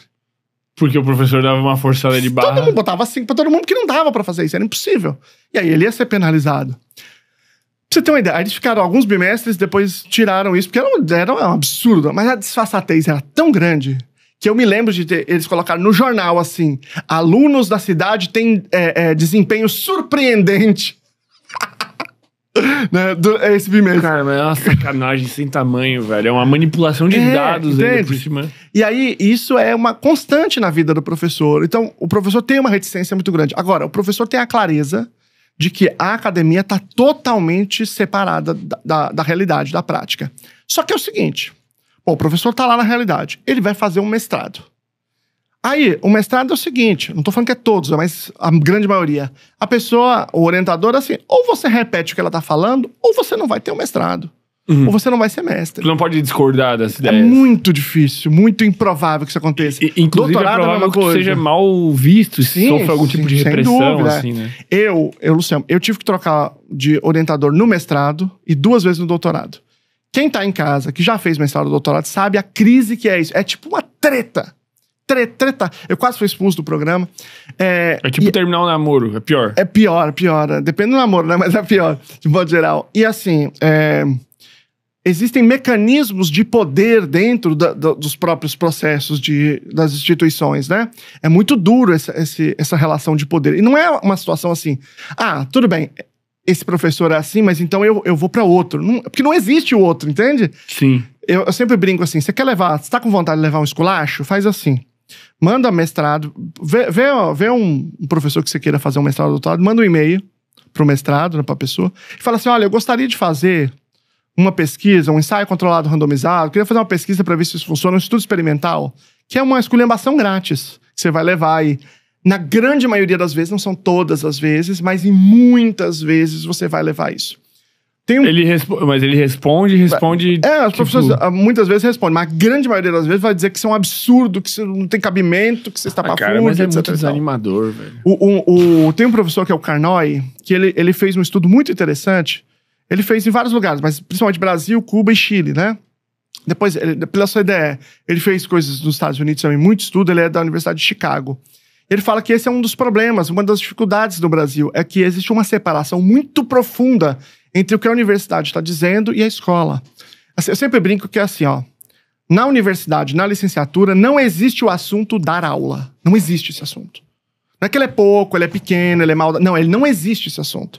Então, é muito mais uma discussão sociológica sobre educação do que dar aula. Veja, e eu não acho que é um problema ter uma discussão sociológica. Acho que é fundamental, tem que ter. Mas também tem que ter dar aula. Sim. Quais as melhores estratégias para dar aula? São as duas coisas, senão fica manco. Senão vira uma coisa estapafúrdia, né? Isso me lembra um pouco uma história que a Fernanda Landeiro contou quando ela veio aqui, que ela, fez a graduação, acho que fez mestrado e tal, e aí quando ela foi fazer o doutorado, alguma coisa no exterior, salvo engano, em Londres, ela chegou lá e viu a grade curricular ali do curso de psicologia deles, assim, e ela foi lá conversar com eles e perguntou, mas aonde estão essas matérias aqui? Ela mostrou a grade, né, de como que era o curso de psicologia no Brasil. Aí o cara respondeu pra ela assim, isso aí tá tudo aqui, nessa disciplina, que se chamava História da Psicologia. O curso inteiro do que era ensinado na psicologia de um curso de uma universidade renomada do Brasil, o curso inteiro era uma única matéria de um curso de psicologia lá fora. E essa matéria se chamava História da Psicologia. Jesus amado. Cara, isso a gente pode aplicar a mesma lógica nas licenciaturas. Mas isso não quer dizer que lá eles têm mais matéria, então aqui a gente tem pouco, então tá tudo agrupado, porque lá eles estudam mais. Não é isso. É que aqui, como a gente, de um modo geral, tem uma rejeição profunda por práticas com evidência, por ciência, né? É uma postura bem negacionista, a gente estuda coisas que normalmente deveriam estar numa disciplina de história, porque são coisas passadas. Então, assim, no Brasil, a gente estuda muito, muito, muito Piaget e Vygotsky. Veja, isso é como você ir fazer uma faculdade de química e estudar Aristóteles. Entende? Aristóteles é importantíssimo. Quem vai negar a importância do Aristóteles para a história de química? Não tem como negar. Mas faz muito tempo que isso já é passado. Isso tinha que estar na aula de história. Piaget e Vygotsky tinham que estar na aula de história da pedagogia. Inclusive, você tinha que estudar aqueles que são descendentes, né, teóricos do Piaget e do Vygotsky. Existe hoje pesquisa científica sendo feita baseada em Piaget, tem pesquisa científica baseada em Vygotsky, baseada em Skinner, baseada em um monte de pessoas. Mas são as pesquisas agora acontecendo, não são eles. Uhum. Eles já passaram, eles é uma aula de história. Na aula de história você tinha que ter aquilo ali. A mesma coisa, por exemplo, eu dei o exemplo da alfabetização. O que, em geral, é a disciplina de alfabetização no Brasil, às vezes 2 disciplinas, seria só a parte de história, de apreciação sociológica, de avaliação crítica. A parte de ensinar o indivíduo a alfabetizar, ela não tem. De um modo geral. Pode ser que haja uma ou outra exceção, mas de um modo geral não tem. Então, essa mesma relação se aplica à pedagogia. Então, você não tem aula de manejo de comportamento, né, para problemas comportamentais, você não tem aula sobre a prática da alfabetização, o passo a passo do processo, por exemplo, do método fônico, e nem de outras áreas. É exatamente a mesma lógica. E isso porque a gente tem uma postura completamente negacionista. E aí, se você fala isso que eu tô falando, que eu acabei de falar, se eu pego essa mesma fala e falo no Congresso, aí eles vão dizer assim, não, porque você quer tirar o aspecto crítico, porque você é um positivista, porque você quer só reprodução, porque... Veja, a reprodução, ou seja, o quanto que você dá uma aula que não é baseado numa apreciação crítica daquele ambiente, mas você está só reproduzindo o que você já viu, ou que é a educação passada. Isso é muito trabalhado num livro, que é muito estudado na educação, que é um livro do Bourdieu Passeron, né, que é a reprodução. Mas veja, eu, como professor, por que eu reproduzi em sala de aula o que eu vivi como professor? O que eu vivi como aluno lá do ensino médio, do ensino fundamental? Porque ninguém me diz como dar aula baseado nas melhores evidências atuais. Então, na verdade, quando você restringe a licenciatura a uma discussão conceitual, você tá fazendo com que a educação seja reprodutivista. Porque você não deu um instrumento para esse indivíduo dar uma aula contemporânea, bem dada na situação atual, no contexto atual de vida. Você restringe a opção dele, não tem outra opção. Você restringe a memória dele a reproduzir aquilo que ele viu como aluno. Você não dá a ele novas ferramentas para ele ser um bom professor. Mas um professor que, por exemplo, escuta esse podcast ou escuta tu falando, tem acesso a esse nível de conhecimento, que o quanto de liberdade ele tem para implementar algo dentro da sala de aula ou para testar alguma coisa, assim. Quem que manda o que o professor faz? O professor, ele tem uma coisa chamada liberdade de cátedra, ok? Então, ele tem liberdade para poder inovar, para pensar estratégias novas e para implementá-las. Tá. Em grande parte. Claro que existem limitações, mas, de modo geral, ele tem uma margem de liberdade muito grande. Tá. Só que é preciso que ele tenha apoio para poder fazer isso, apoio da própria escola. Então é preciso que o sistema educacional o apoie. Por exemplo, se ele tem estudantes com deficiência, que ele precisa fazer plano educacional individualizado, ele precisa de tempo para poder fazer isso, né, de fazer esse planejamento. Ele pode precisar de apoio do especialista, que é o professor de educação especial, para ele poder fazer isso. Então ele precisa de um apoio, mas liberdade, de modo geral, ele tem. Existem algumas coisas que acontecem eventualmente que geram modas tão fortes que atingem essa liberdade do professor, mas não é comum. Uma delas, que eu sempre conto, que eu acho que é bem emblemático dessa história do construtivismo, é a história da tabuada. Num certo momento, foi dito o seguinte: olha, alguém teve a seguinte ideia, baseada nesse pensamento construtivista, que você precisa experienciar, você precisa viver o contexto significativo de um problema para de fato aprendê-lo, né? Então você não pode usar tabuada, porque a tabuada ela é isolada, a conta é isolada, ela não está num contexto de um problema real. E aí o construtivismo tem vários nomes, tá, que eles vão inventando para se reciclar. E uma das coisas, assim, não pode aprender tabuada, tem que ser sempre no contexto significativo. Você apresenta um problema e no meio você põe a conta. Nessa época ficou muito famoso um livro, que é o do Mal Batarran, O Homem Calculável, que é um livro incrível, muito bom. Que o Beremir vai vivendo situações e no meio das situações de aventura ele vai tendo contas. Bom, muitos professores foram acusados de serem reprodutivistas, de serem tradicionalistas, porque estavam trabalhando com tabuada, né? E aí muitos deles, eu já vi isso, né? Muitos deles trancavam a porta para poder fazer o ensino de tabuada sem que a escola visse. É muito engraçado, porque eu falei isso num certo contexto, num podcast, aí embaixo tá dizendo assim: isso é mentira, nunca aconteceu o outro. Aconteceu comigo muitas vezes, isso muitas pessoas da escola, mostrando claramente que pode ser que em algum lugar não tenha acontecido, mas isso foi generalizado no Brasil, né? E aí nós tivemos aí uma geração bastante grande que não aprendeu nada de matemática. E isso foi um problema, porque a gente precisa ensinar tabuada. Não quer dizer que você não tem que ensinar num contexto de problema, num contexto significativo. Uma coisa não é excludente da outra. Mas a tabuada precisa ser ensinada. Há farto conteúdo, a experimentação em relação a isso. E aí nós temos um grupo grande que não aprendeu direito à matemática. Esse grupo, em primeiro lugar, está na sociedade sem saber nada de matemática, com impacto para a sua vida, para o seu trabalho. E uma parte virou professor, né, do Fundamental 1, que também não sabe matemática. Então, você tem vários estudos que pegam professores do Fundamental 1 e avaliam as habilidades de matemática deles. E nos últimos anos, esses conhecimentos têm sido muito ruins, muito problemáticos. De modo que essa ideia que foi implementada em nível nacional generalizadamente tem um impacto de reproduzir o problema na educação. Porque aí, isso que era 20 anos, virou 50 anos. Veja, isso é um problema decorrente de uma ideia. Alguém teve uma ideia, a ideia é boa, faz sentido, mas está errada.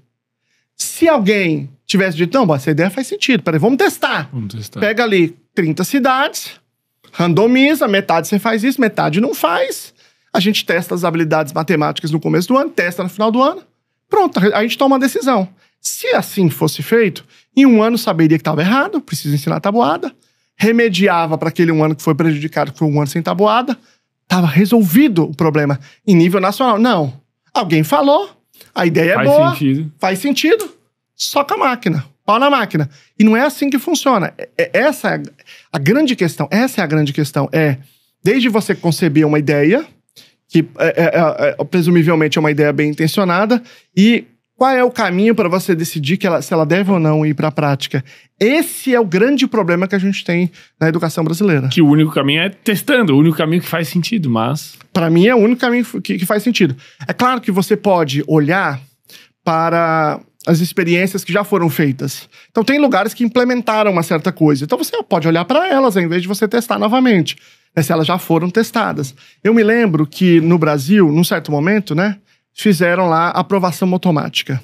Tomaram essa decisão, era uma pressão. Que é isso? Aprovação automática quer dizer que ninguém repete mais. Chega no final do ano, você passa o indivíduo, independentemente do seu desempenho. Bom, se a gente tivesse olhado para essa questão de uma maneira científica, a gente faria o seguinte. Bom, tem uma ideia aqui. Ela é boa? Parece boa. Tem um monte de teórico que defende. Então tá bom, faz o seguinte. Pega um tanto de escola, divide, tanto de prefeitura, divide, metade você faz, metade não faz. Vamos acompanhar aqui durante 5, 6 anos, depois a gente toma uma decisão. Aí sim a gente poderia dizer que funciona ou não, né? E esse seria uma boa estratégia. Quando você faz o debate sobre educação, agora, nós estamos há um tempo aqui conversando, tem gente que está o tempo inteiro, desde que nós começamos dizendo, isso é investimento, falta investimento, precisa ter investimento. Eles estão falando aí, mas não estão tocando na questão do investimento. Vamos falar sobre investimento então, porque esse é o discurso clássico, esse é o discurso preguiçoso. Sim, o Brasil não investe em educação, falta recurso. Esse é o discurso preguiçoso. E na universidade isso é muito falado. Bom, é claro que quando a gente vai comparar o Brasil com outros países, é muito difícil você fazer isso, né? Porque são culturas diferentes, toda a estrutura diferente. Vamos olhar para o Brasil, então. Vou comparar 2 municípios, Pires Ferreira e Catas Altas, certo? Vamos comparar 2. Você pode fazer uma análise mais estruturada de muitos outros, tá? Catas Altas tem a renda per capita de R$920 mil. Tá. Pires Ferreira, de 6 mil. Nossa. Pires Ferreira, muito diferente. 6 mil para 920 mil, tá bom? Pires Ferreira tem o IDEB de 10, Catas Altas de 6. O que é o IDEB? IDEB é o Índice da Educação Básica. Tá. Pires Ferreira tem de 10, primeiro ao quarto, 9,2. Pires Ferreira, de Catas Altas, de 6,1. Eu tô falando de 6 mil para 920 mil. Eu dei aula em São Sebastião, que são milhões e milhões. É um dinheiro muito grande. Acho que a per capita lá é quase 300 mil. Por quê? Porque lá tem Petrobras, tem muito dinheiro. E é por aí, por volta de 6, o IDEB. Então, veja, você só colocar dinheiro não resolve. Olha a Paulínia, muito similar ao IDEB, por volta de 6 também. Olha para todos os municípios que têm muito dinheiro. Se você só colocar dinheiro, não resolve. Você tem um monte de municípios, eu citei o Ceará como exemplo. No Ceará, municípios muito pobres, esse é um exemplo de um município pobre, né? Que tem notas muito altas, porque fizeram a sua lição de casa, porque implementa os processos da maneira que tem que ser implementado. Às vezes tu colocar recursos até piora, né? Se ficar tendo essas ideias de jirico, de botar carrinho de química e não sei o quê. E é muito importante dizer que isso não quer dizer que não deve ter investimento, que não deve melhorar o investimento. Principalmente o salário dos professores. Isso tem que acontecer. Mas só isso não resolve. Se a gente fizer só esse discurso, que é esse discurso que é feito, esse discurso não vai resolver o problema. A gente tem no Brasil os municípios que tem um monte de dinheiro pra gente olhar. Tem Macaé, tem Maricá, tem São Sebastião, tem Ilhabela. Olha pro índice deles e olha pra esses outros lugares. Você pode dizer assim, não... mas veja, é porque eu não concordo com esse índice. Então tá bom, qual é a sua outra forma de avaliação? Me diga aí qual é a sua forma. Então vamos fazer essa outra forma aí, propõe um estudo, vamos olhar com essa forma que você tá vendo. Não pode avaliar porque perde a subjetividade. Eu vou te dizer uma coisa, se eu for para um congresso de educação e você for na discussão sobre a avaliação, essas avaliações de larga escala, o discurso é só de que não tem que ter avaliação. Cara, que não tinha que ter avaliação. Cara, porque essas avaliações desconsideram as questões locais de cada lugar, que é uma imposição do Banco Mundial. De fato, é uma imposição do Banco Mundial. Você diz, Selma, você está dizendo aí que na educação, de modo geral, essas ideias não são aceitas? Mas tem os índices. Tem porque foi uma imposição do Banco Mundial. Isso é verdade, né? Porque para liberar verbas, esses bancos exigiram essas formas de avaliação e que participasse também das avaliações internacionais. Tanto que a própria a aprovação automática também foi uma resposta à exigência desses bancos em relação aos nossos índices de retenção, de repetência, eram muito altos.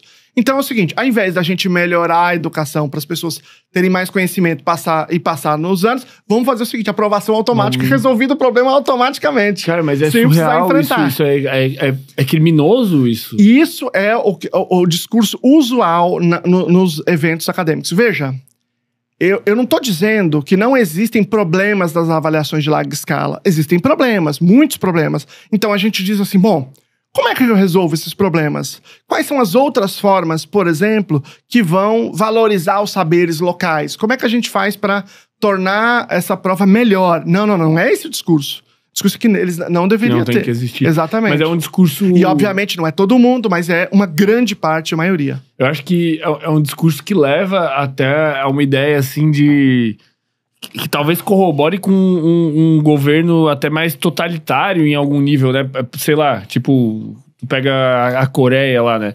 O que está acontecendo? Não pode saber o que está acontecendo aqui dentro. A gente tá fazendo o que tem que ser feito, mas ninguém pode saber, eu tô educando certo, mas não tem que avaliar. Por que tu vai avaliar o meu método? Por que tu quer saber o que tá acontecendo dentro da minha sala de aula? Não, os alunos são meus, tá funcionando o meu método.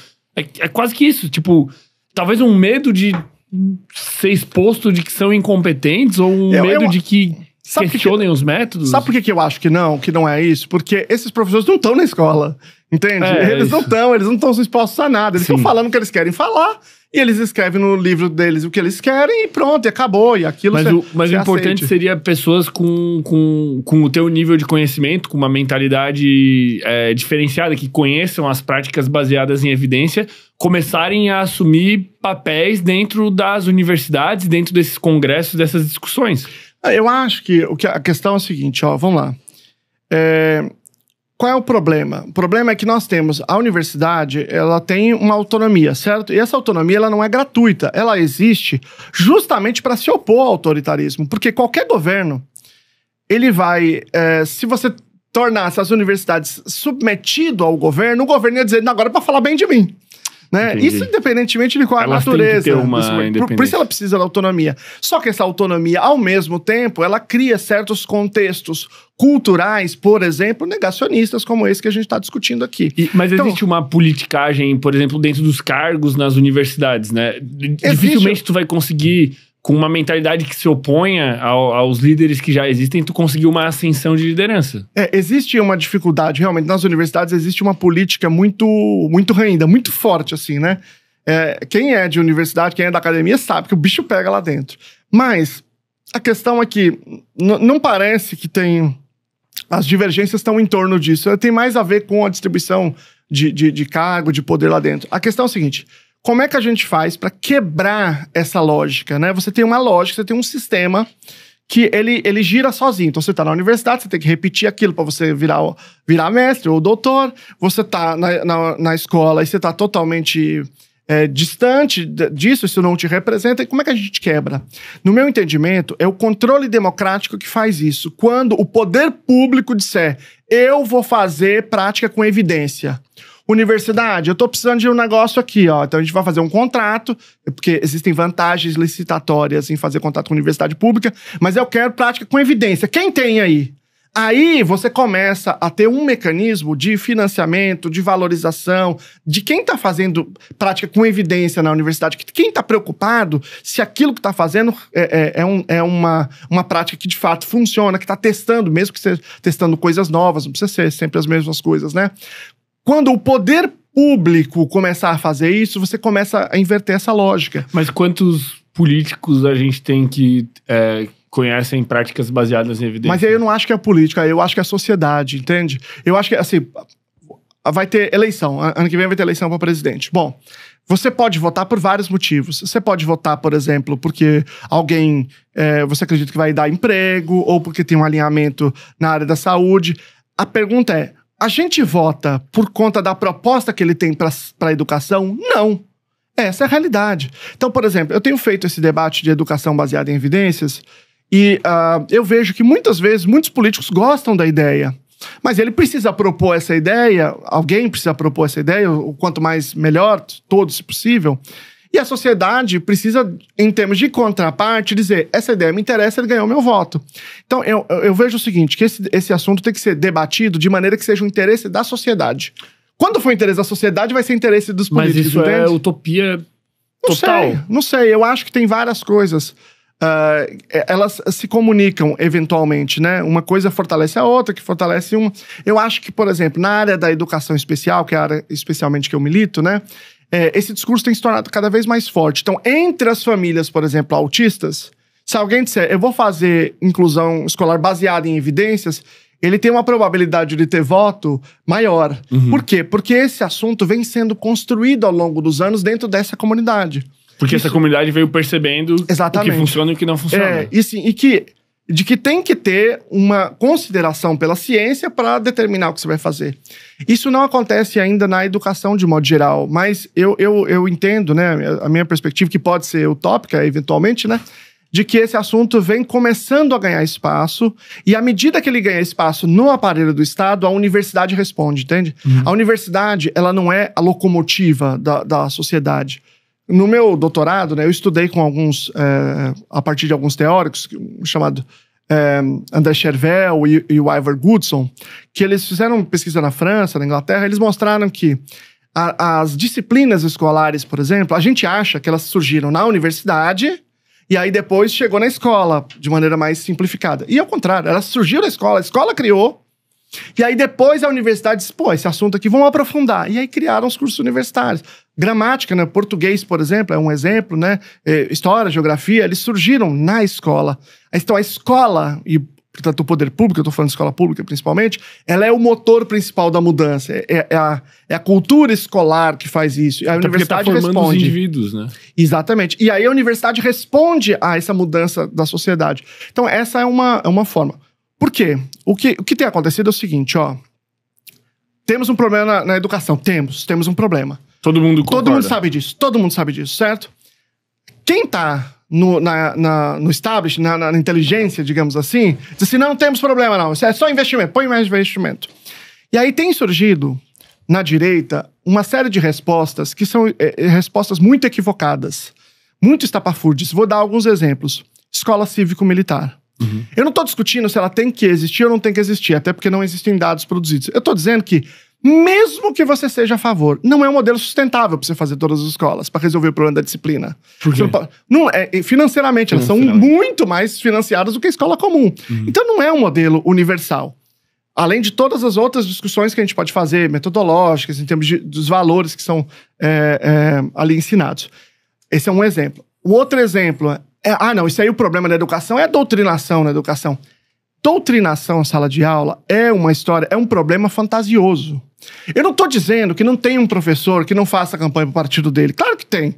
Eu tive, durante todo o tempo que eu tive em sala de aula, em várias escolas, eu já vi muitos professores que faziam um discurso mais favorável ao partido que lhe aprovia, né? Mas eu vi isso de esquerda e eu vi de direita. Agora, se você olha para a educação de modo geral, isso é irrelevante, é um caso ou outro, bem pontual, aqui e acolá. Só que veja, como não se sabe explicar o problema da educação, começa a se inventar o espantalho. Porque o problema o problema a gente resolve militar. O problema é a doutrinação. Não é nenhum e nem outro, e nunca foi. É a metodologia. É um problema metodológico, é um problema de como a gente está tomando decisão, entende? E essa tomada de decisão, à medida que a gente está criando soluções que são estapafúrdias, nós não vamos chegar a lugar nenhum. Então, veja, o que eu quero dizer é, tem gente que está olhando, que está preocupada com a educação, mas está chegando a visões erradas, porque não conhece do tema. E aí, a chave para a gente propor soluções que sejam, de fato, soluções efetivas, é o conceito de educação baseada em evidências. Mas, assim, tem que haver, não sei se tem que haver, né, mas eu fico muito sem esperanças a partir do momento em que tu me diz que talvez o nosso principal mecanismo de conseguir mudar isso é clamor popular, ou ficar à mercê do discernimento da população em escolher bons políticos. E aí eu acredito que a gente já viva um mecanismo meio de looping em que por uma baixa capacidade cognitiva, vamos dizer assim, da população, eles não têm uma grande capacidade de discernimento e acabam escolhendo políticos ruins. E políticos ruins têm políticas públicas ruins que refletem uma educação ruim que faz com que se formem novos indivíduos que têm uma baixa capacidade cognitiva e façam más escolhas novamente. Essa é a percepção de mundo que eu tenho. Não que seja intencional, como a gente discutiu antes, mas... Eu sou mais otimista, né? De modo geral. Eu vou te dar um exemplo. Você já viu as taxas de aprovação das pessoas de escola cívico-militar? Não. Elas são altíssimas. Altíssimas.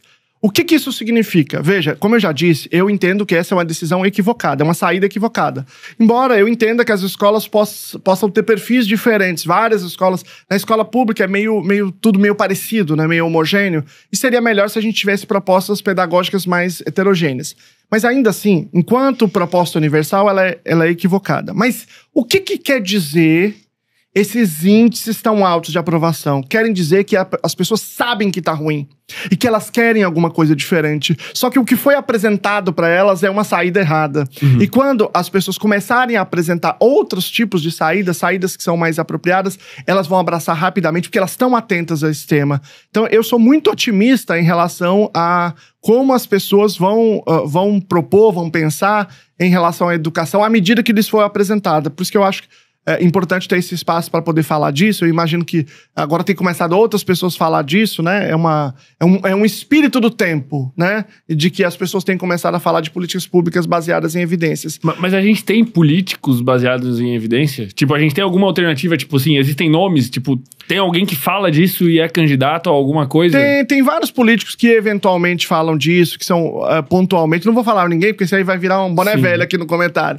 Mas tem, até se as pessoas souberem, coloque, mas tem políticos que têm começado a adotar essa pauta, tem políticos em nível federal, estadual, municipal é mais difícil, né, só com lugares muito grandes, mas tem começado a ter isso. Isso acontece em várias áreas, tá? Nós estamos falando de educação, mas a mesma coisa acontece em relação à saúde. Nós vivemos um período da pandemia em que muito foi falado de saúde baseada em evidências, derrubei aqui, muito foi falado de saúde baseada em evidências, agora, ficou meio localizado. A mesma pessoa que eventualmente era a favor da saúde baseada em evidência, na educação era contra, entende? Então, isso é meio contraditório, né? E à medida que essas contradições estão sendo expostas, elas podem eventualmente mudar. Vou te dar um exemplo. Nós tivemos, 2023, até falei da outra vez que eu vim aqui, nós tivemos a aprovação em nível nacional de um documento pelo Conselho Nacional de Educação chamado Parecer 50 para autismo, que é a orientação para a inclusão escolar de autistas. Esse documento, ele previa que a inclusão escolar deveria ser baseada em evidências, certo? O Ministério da Educação não aceitou que tivesse evidência, certo? O Ministério da Educação é taxativo contra qualquer tipo de evidência científica. O Ministério que está lá, né? Tanto que eles tinham a diretoria de alfabetização baseada em evidências, no MEC eles fecharam, né? Eles foram taxativos e aí, enfim, negociou. No final, aprovaram um documento final, Parecer 50, que eles homologaram, que prevê o plano educacional individualizado, né? Que foi uma grande conquista, que foi imposto pela comunidade, porque eles não queriam de jeito nenhum, mas tiraram baseado em evidências, certo? Mas o que é importante dizer é que quando essa movimentação começou, em primeiro lugar, 182 entidades do autismo se manifestaram em relação ao documento. 180 a favor, 2 contra. Caraca. Então, 180 se manifestaram a favor de um documento que exigia práticas com evidência. 2 contra. O MEC decidiu conforme os dois, que só os dois que interessavam que tinha ligação com eles. Cara, mas a sociedade se manifestou claramente. Talvez até se fosse unânime, eles ainda se manifestariam talvez, contra. Não foi por causa dessas duas, porque essas duas foi por causa deles, porque elas estão vinculadas a eles lá. Inclusive, um deles, o dono de uma dessas entidades, é o diretor lá do MEC, né?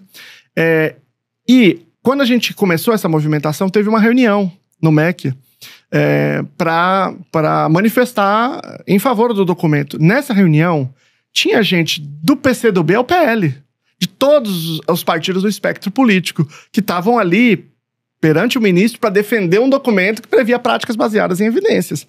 Inclusive, essa foi uma das tônicas principais do debate. O que eu quero dizer é, portanto, que existe uma parte da sociedade, uma parte expressiva que está olhando para a educação baseada em evidências e que existe uma parte dos políticos que está ouvindo isso. Agora, é um processo que não é um processo rápido, é um processo difícil, né? Lá no Ceará, como eu disse, tem uma experiência muito exitosa, né, de alfabetização.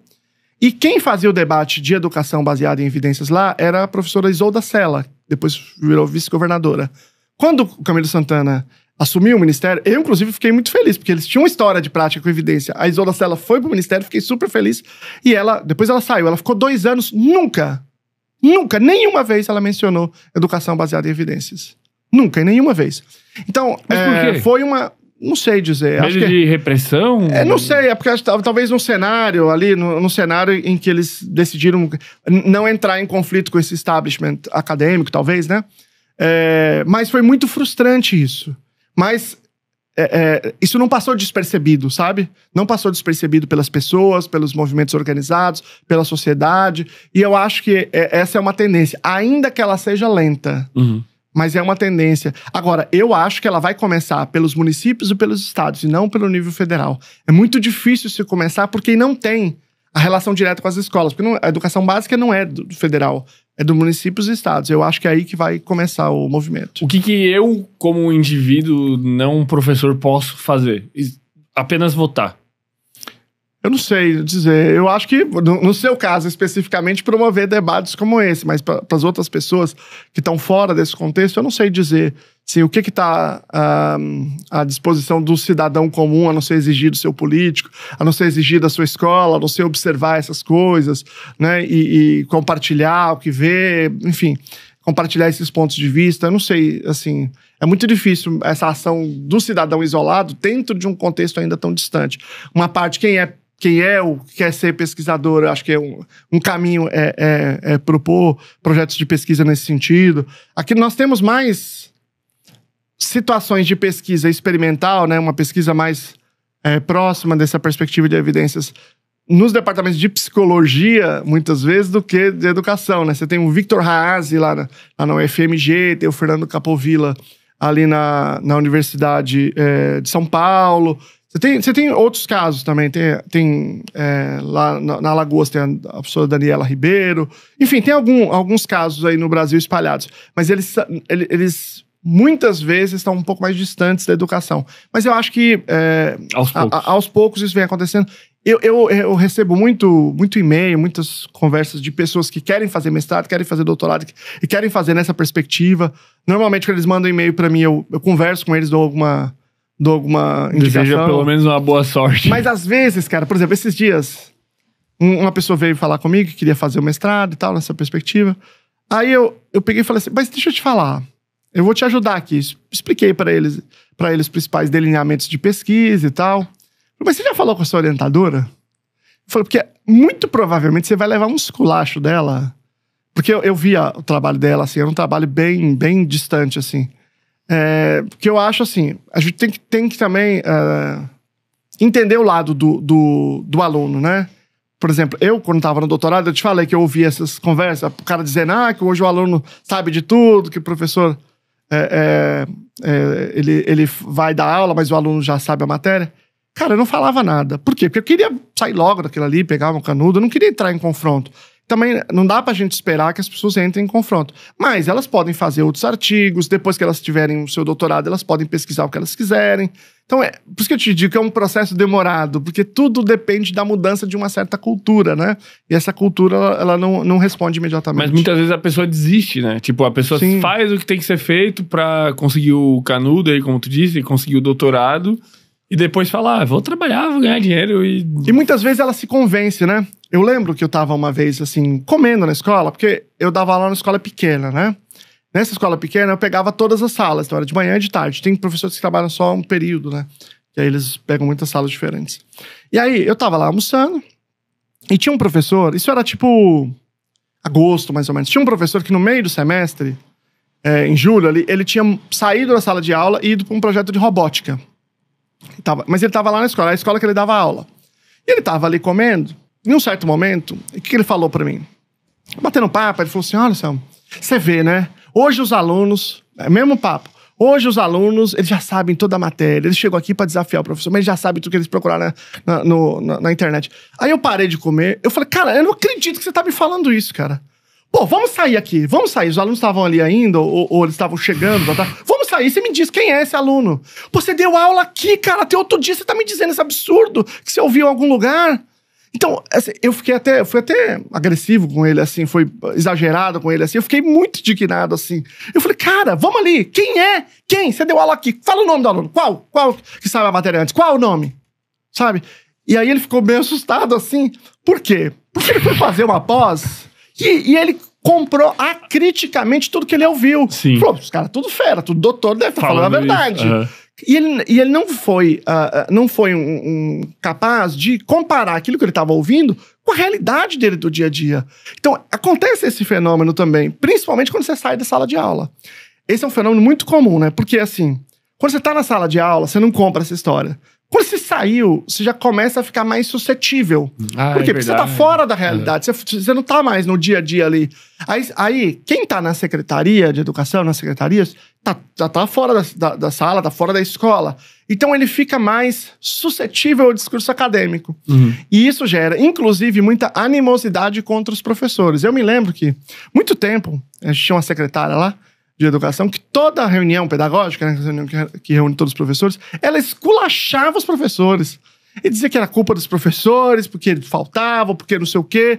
Ela não diz assim, bom, os professores têm um absenteísmo grande, faltam muito, certo?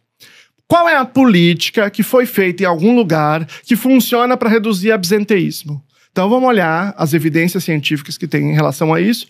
Os professores são a categoria que tem mais afastamento por motivos psiquiátricos, depressão, ansiedade. Vamos olhar para esses dados e vamos ver o que eu posso fazer.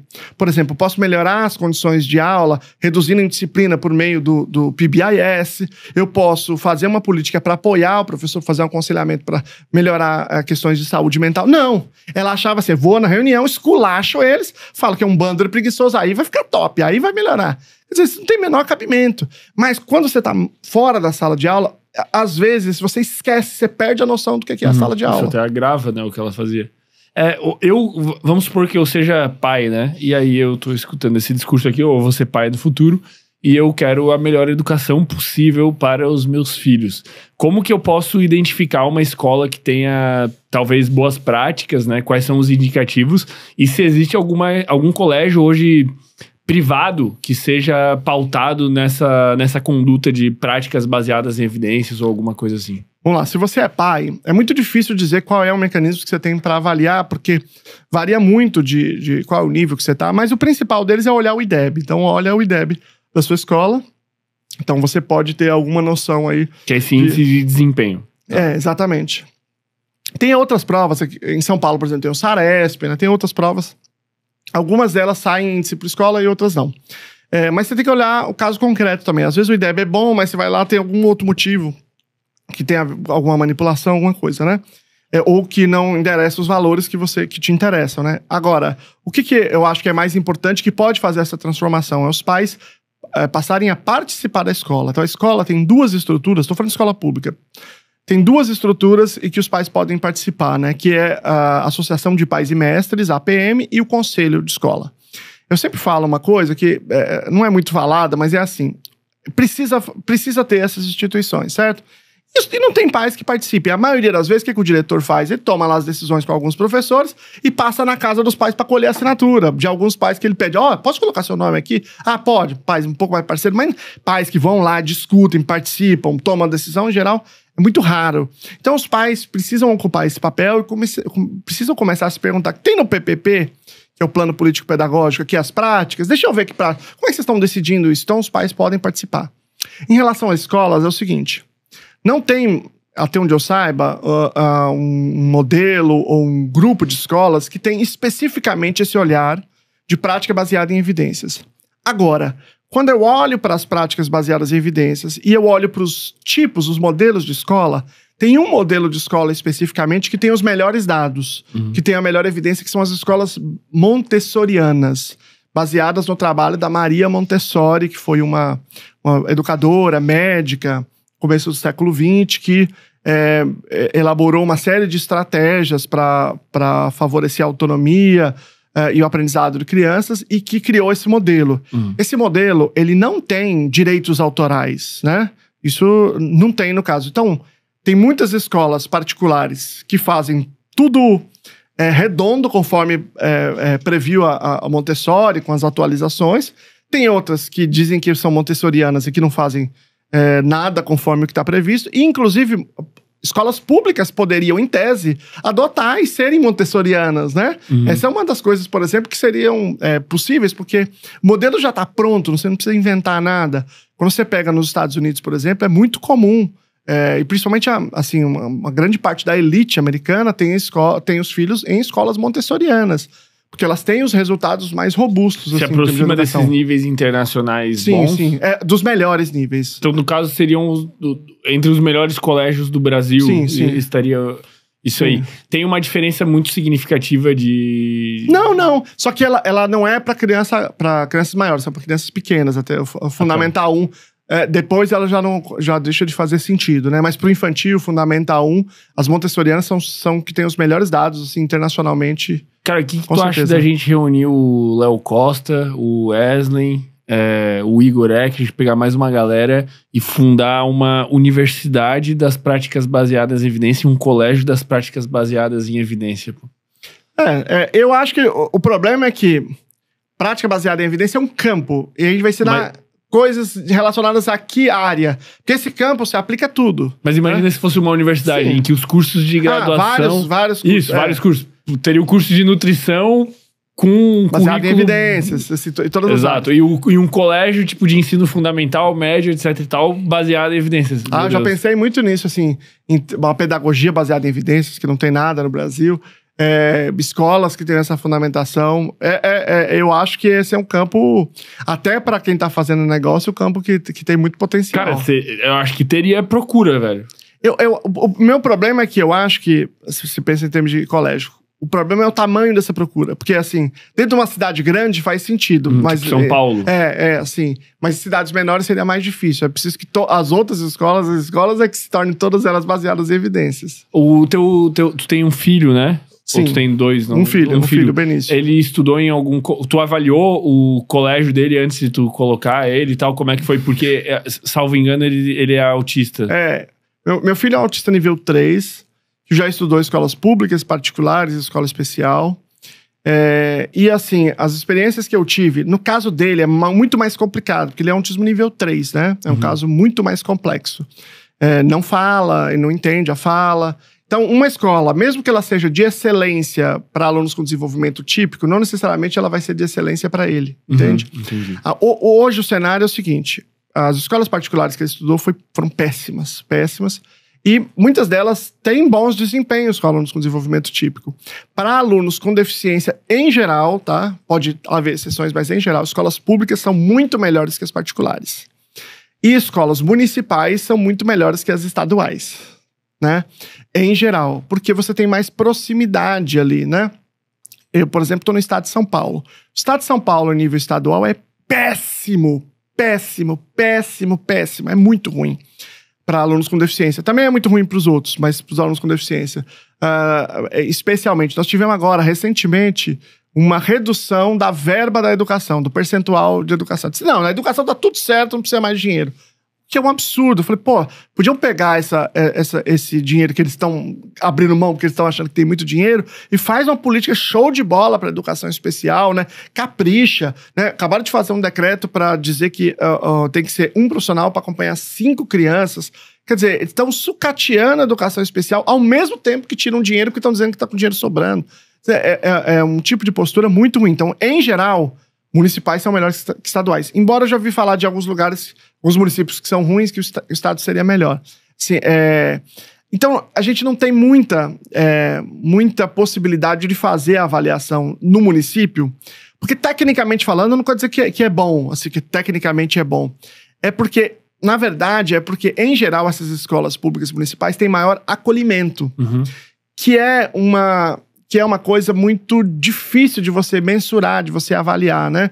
Não é exatamente... Eu não tenho um índice de quantas pessoas estão aprendendo, que eu deveria ter, mas eu não tenho, das pessoas com deficiência. Então, ele foi, na verdade, para a escola que é a escola mais próxima de casa.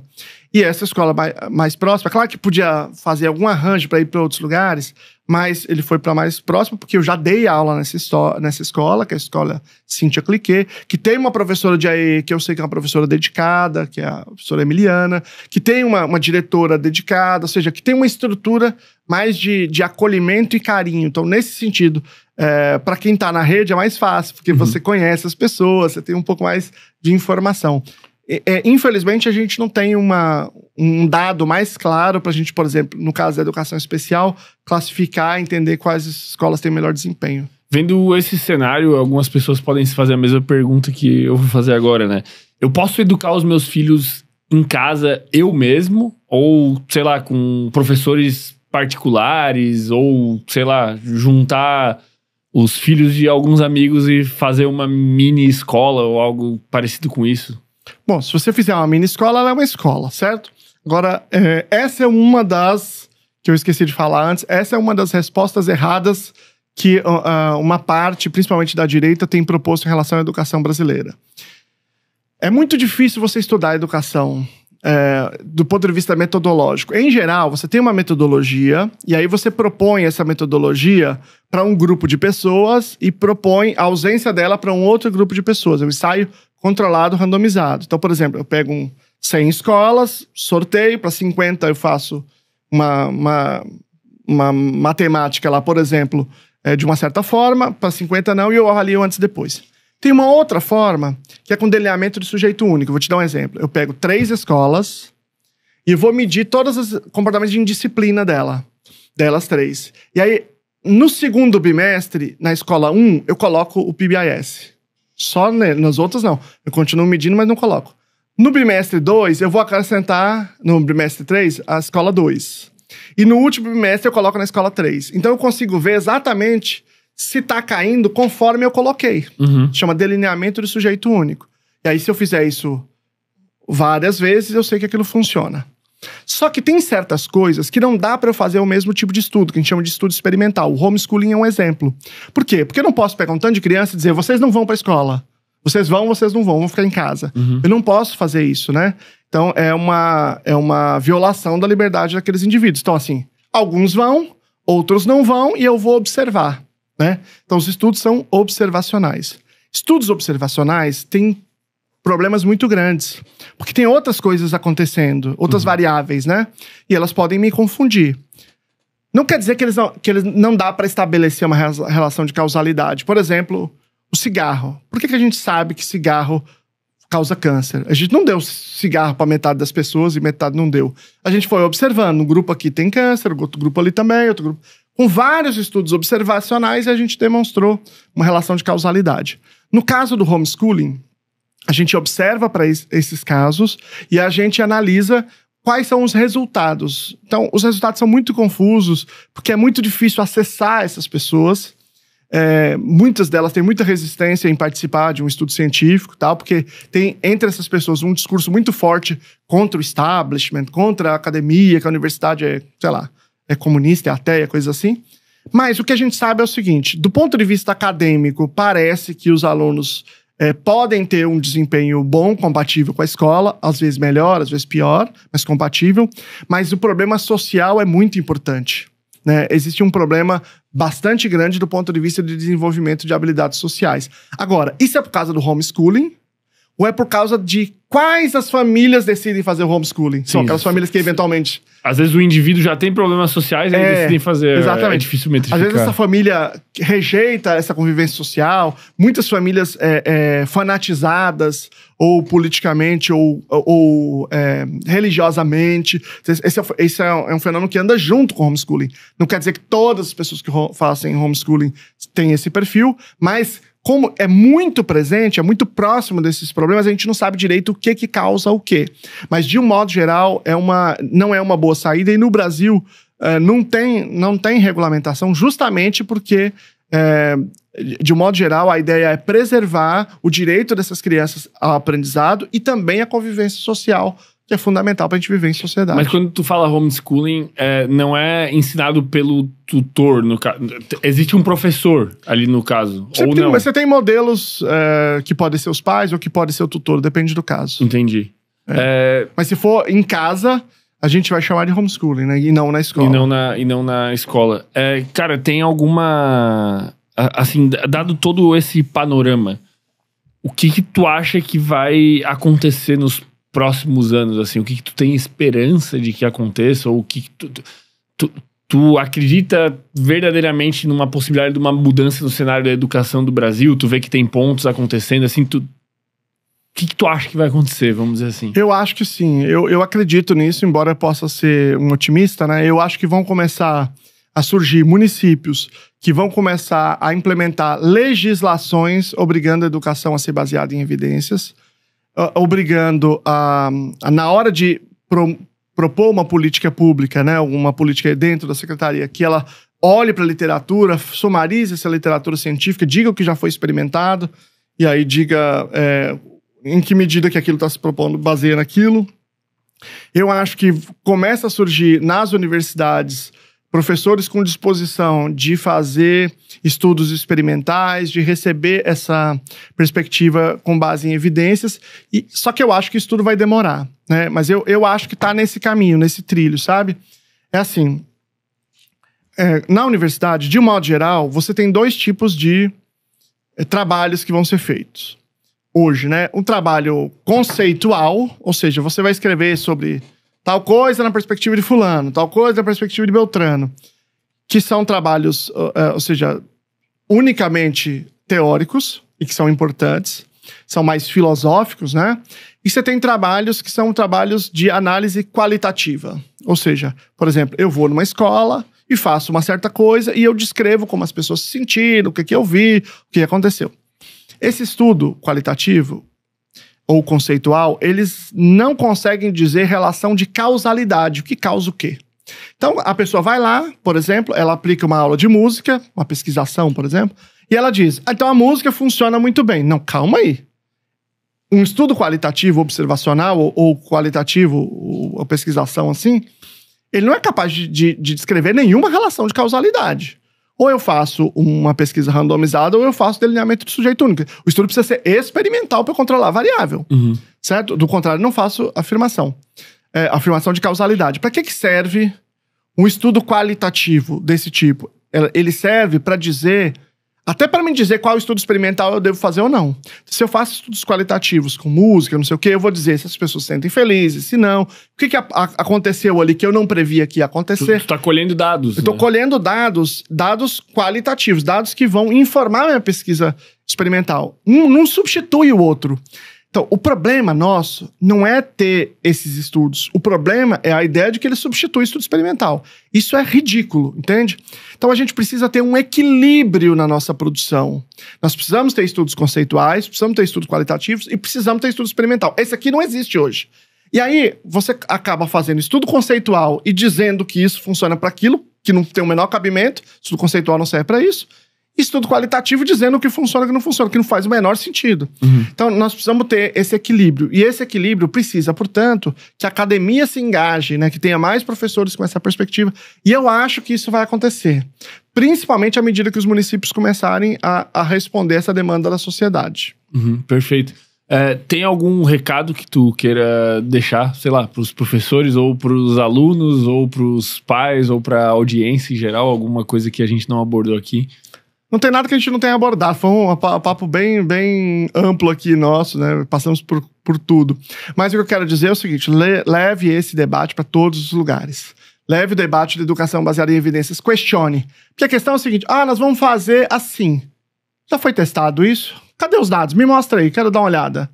Eu me lembro, eu sempre conto essa história, que eu estava num lugar discutindo pré-requisitos da aprendizagem de leitura.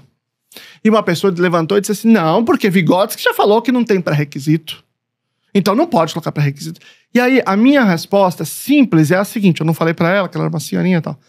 E daí que Vygotsky falou? Qualquer um pode falar qualquer coisa. Eu não tô nem aí que ele falou. E o problema não é com a Vygotsky, pode ser Piaget, Skinner, pode ser qualquer um. Não interessa que ninguém falou nada. O que me interessa é o seguinte, ele falou.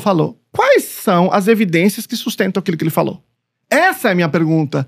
E é essa pergunta que a gente tem que fazer para todas as afirmações do teórico que você ama. Não importa qual seja, né? Então, a gente tem que começar a questionar. Eu tô na escola, e aí é o seguinte, o professor tá dizendo, a diretoria tá dizendo para fazer mais seminário. Tá bom. O que dizem as evidências sobre fazer seminário? Ah, eu tô dizendo aqui, não, a gente precisa diminuir o tamanho da sala de aula. Tem muito aluno, isso aqui vai ser bom. Quais são os dados para redução de sala de aula? Onde que isso já foi testado? Isso já foi testado.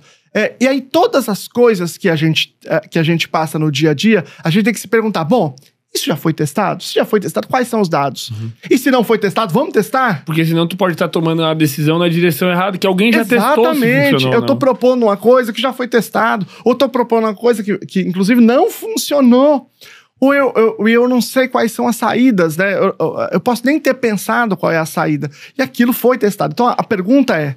A pergunta que tem que ser feita sobre tudo, tá? Quais são as evidências científicas disponíveis sobre isso que você está falando? Essa é a pergunta fundamental. Quando a gente começa a fazer essa pergunta, ela é viciante. Você começa a fazer a pergunta sobre tudo. Ah, porque eu me perguntava, eu tenho que ser um professor legal ou tem que ser um professor... Tinha professor que dizia é o seguinte, aluno, você tem que ser amigo dele, você tem que conversar com ele, você tem que ser bacana, aí ele vai gostar de você, aí ele vai fazer. O outro dizia assim, professor não tem que ser aluno, não tem que ser amigo, professor tem que ter autoridade. Se você for aluno, acabou a sua aula. Não tem mais jeito, você perdeu. Então, o que eu devo fazer? Eu devo olhar para evidências científicas disponíveis e aí me posicionar. Eu me lembro, eu tenho uma história que eu conto que é o seguinte. Imagina que na sala de aula tem um aluno que ele bota a sala abaixo. Eu vou chamar ele de Gabriel. Poderia chamar de qualquer nome bíblico, Mateus, Lucas. Esse aqui é a piada típica de sala de professores, né? Que tem essa brincadeira. E tem o Gabriel que tá botando a sala abaixo. Eu chego na sala dos professores e falo, gente, o Gabriel tá difícil. O que eu faço? O professor 1 diz assim, isso aí é o seguinte, isso aí precisa de pulso firme. Tem pulso firme em sala de aula, não dá espaço que você vai ver que aí o negócio funciona. Você tem que ter a rédea. Então tá bom, o professor 1 falou isso. O professor 2, ele diz assim... Isso aí deixa pra lá, rapaz. Se você deixar pra lá, você não liga. Isso aí, ó, ele passa. Isso aí é só você não ficar dando atenção. Por mim nem existe esse aluno. O professor 3 diz assim, gente, ele tá pedindo por atenção, nós não vamos olhar pra esse aluno? A gente não vai prestar atenção nele, gente? Isso é um pedido de socorro? É essa mesma postura que a gente vai tomar? Bom, digamos que essa escola seja uma escola Fundamental 2 que tem vários professores. A pergunta é, o que nós vamos fazer? O que o professor 1 propôs? O que o professor 2 propôs? Ou o que o professor 3 propôs? Qual é a resposta? A resposta é, cada um faz o que quer. Essa é a resposta real da escola hoje. Se cada um faz o que quer, pode ser qualquer função do comportamento. Pra gente analisar um comportamento e a gente mudar, a gente precisa saber qual é a função. Se a função for fugir da atividade... Um vai dar o que ele quer, que é o 2. Se for atenção, o professor 3 vai dar o que ele quer. Se for um pouco atenção em algumas outras coisas, o professor 1 vai dar. Ou seja, qualquer forma eu fortaleço esse comportamento. Quando eu deveria ter, enquanto escola, uma análise do que é esse comportamento e todo mundo discutir. Bem, gente, esse comportamento assim assado, nós analisamos ele, nós temos aqui esta estratégia A, B ou C, qual nós vamos tomar? Legal, todo mundo vamos fazer a A. Não deu certo, a gente sabe que não deu certo porque a estratégia A não é apropriada para esse aluno. Então, ou que a gente não fez certo, vamos fazer a B. Mas a gente sabe o que a gente está fazendo e a gente está tomando decisão conforme as melhores evidências científicas disponíveis. E hoje não é, cada um faz o que quer conforme a sua própria opinião. E o Gabriel fica mais doido ainda. E o Gabriel põe a sala abaixo e aí não é só o Gabriel, aí é 25 alunos. Eu sempre brinco que é assim, ó, você tem uma sala, tem 35 alunos, digamos. Aí você tem, assim, ó, 3 alunos que querem muito aprender. A sala pode estar indo abaixo, que eles estão assim, fala, professor, fala aí, professor, explica aí, professor. Eles querem muito aprender. Você tem 3 alunos que querem botar a escola abaixo, que eles querem destruir a escola. E aí você tem os outros alunos que eles estão aqui, ó, na meiuca. Ou eles vão pra lá, ou eles vão pra cá, a depender do que o professor faça. Entende? Se o professor for mais...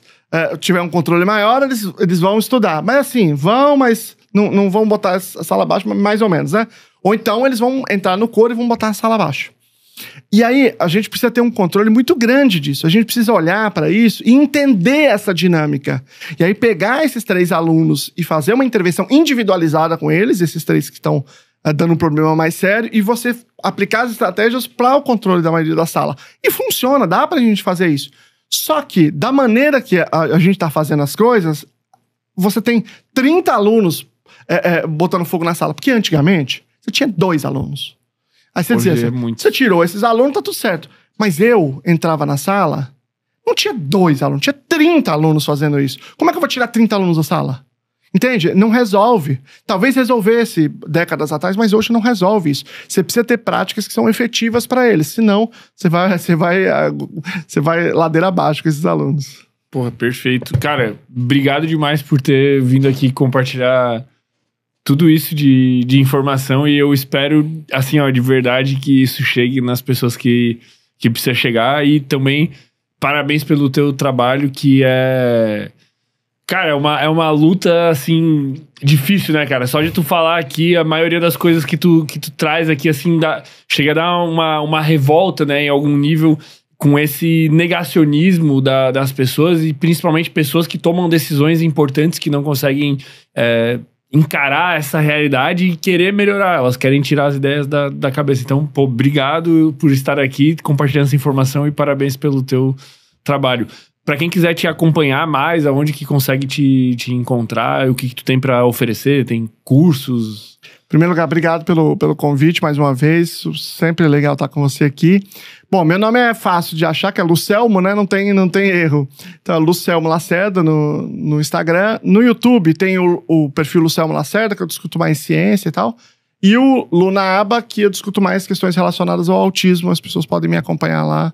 A gente bate um papo. Eu tenho produzido mais sobre educação baseada em evidências agora. Perfeito. E tu tem curso também que tu dá em relação a alguma mas coisa? É em relação à educação especial, Entendi. né? Não é em relação à educação em geral. A gente tem, quem sabe no futuro, né? Mas hoje a gente tem um Clube da Luna, que é um programa de assinatura, que é um monte de conteúdo em relação à intervenção em casos de autismo e quadros relacionados. Perfeito. Obrigado, irmão. Tamo Valeu. junto. Até uma próxima aí. Obrigado.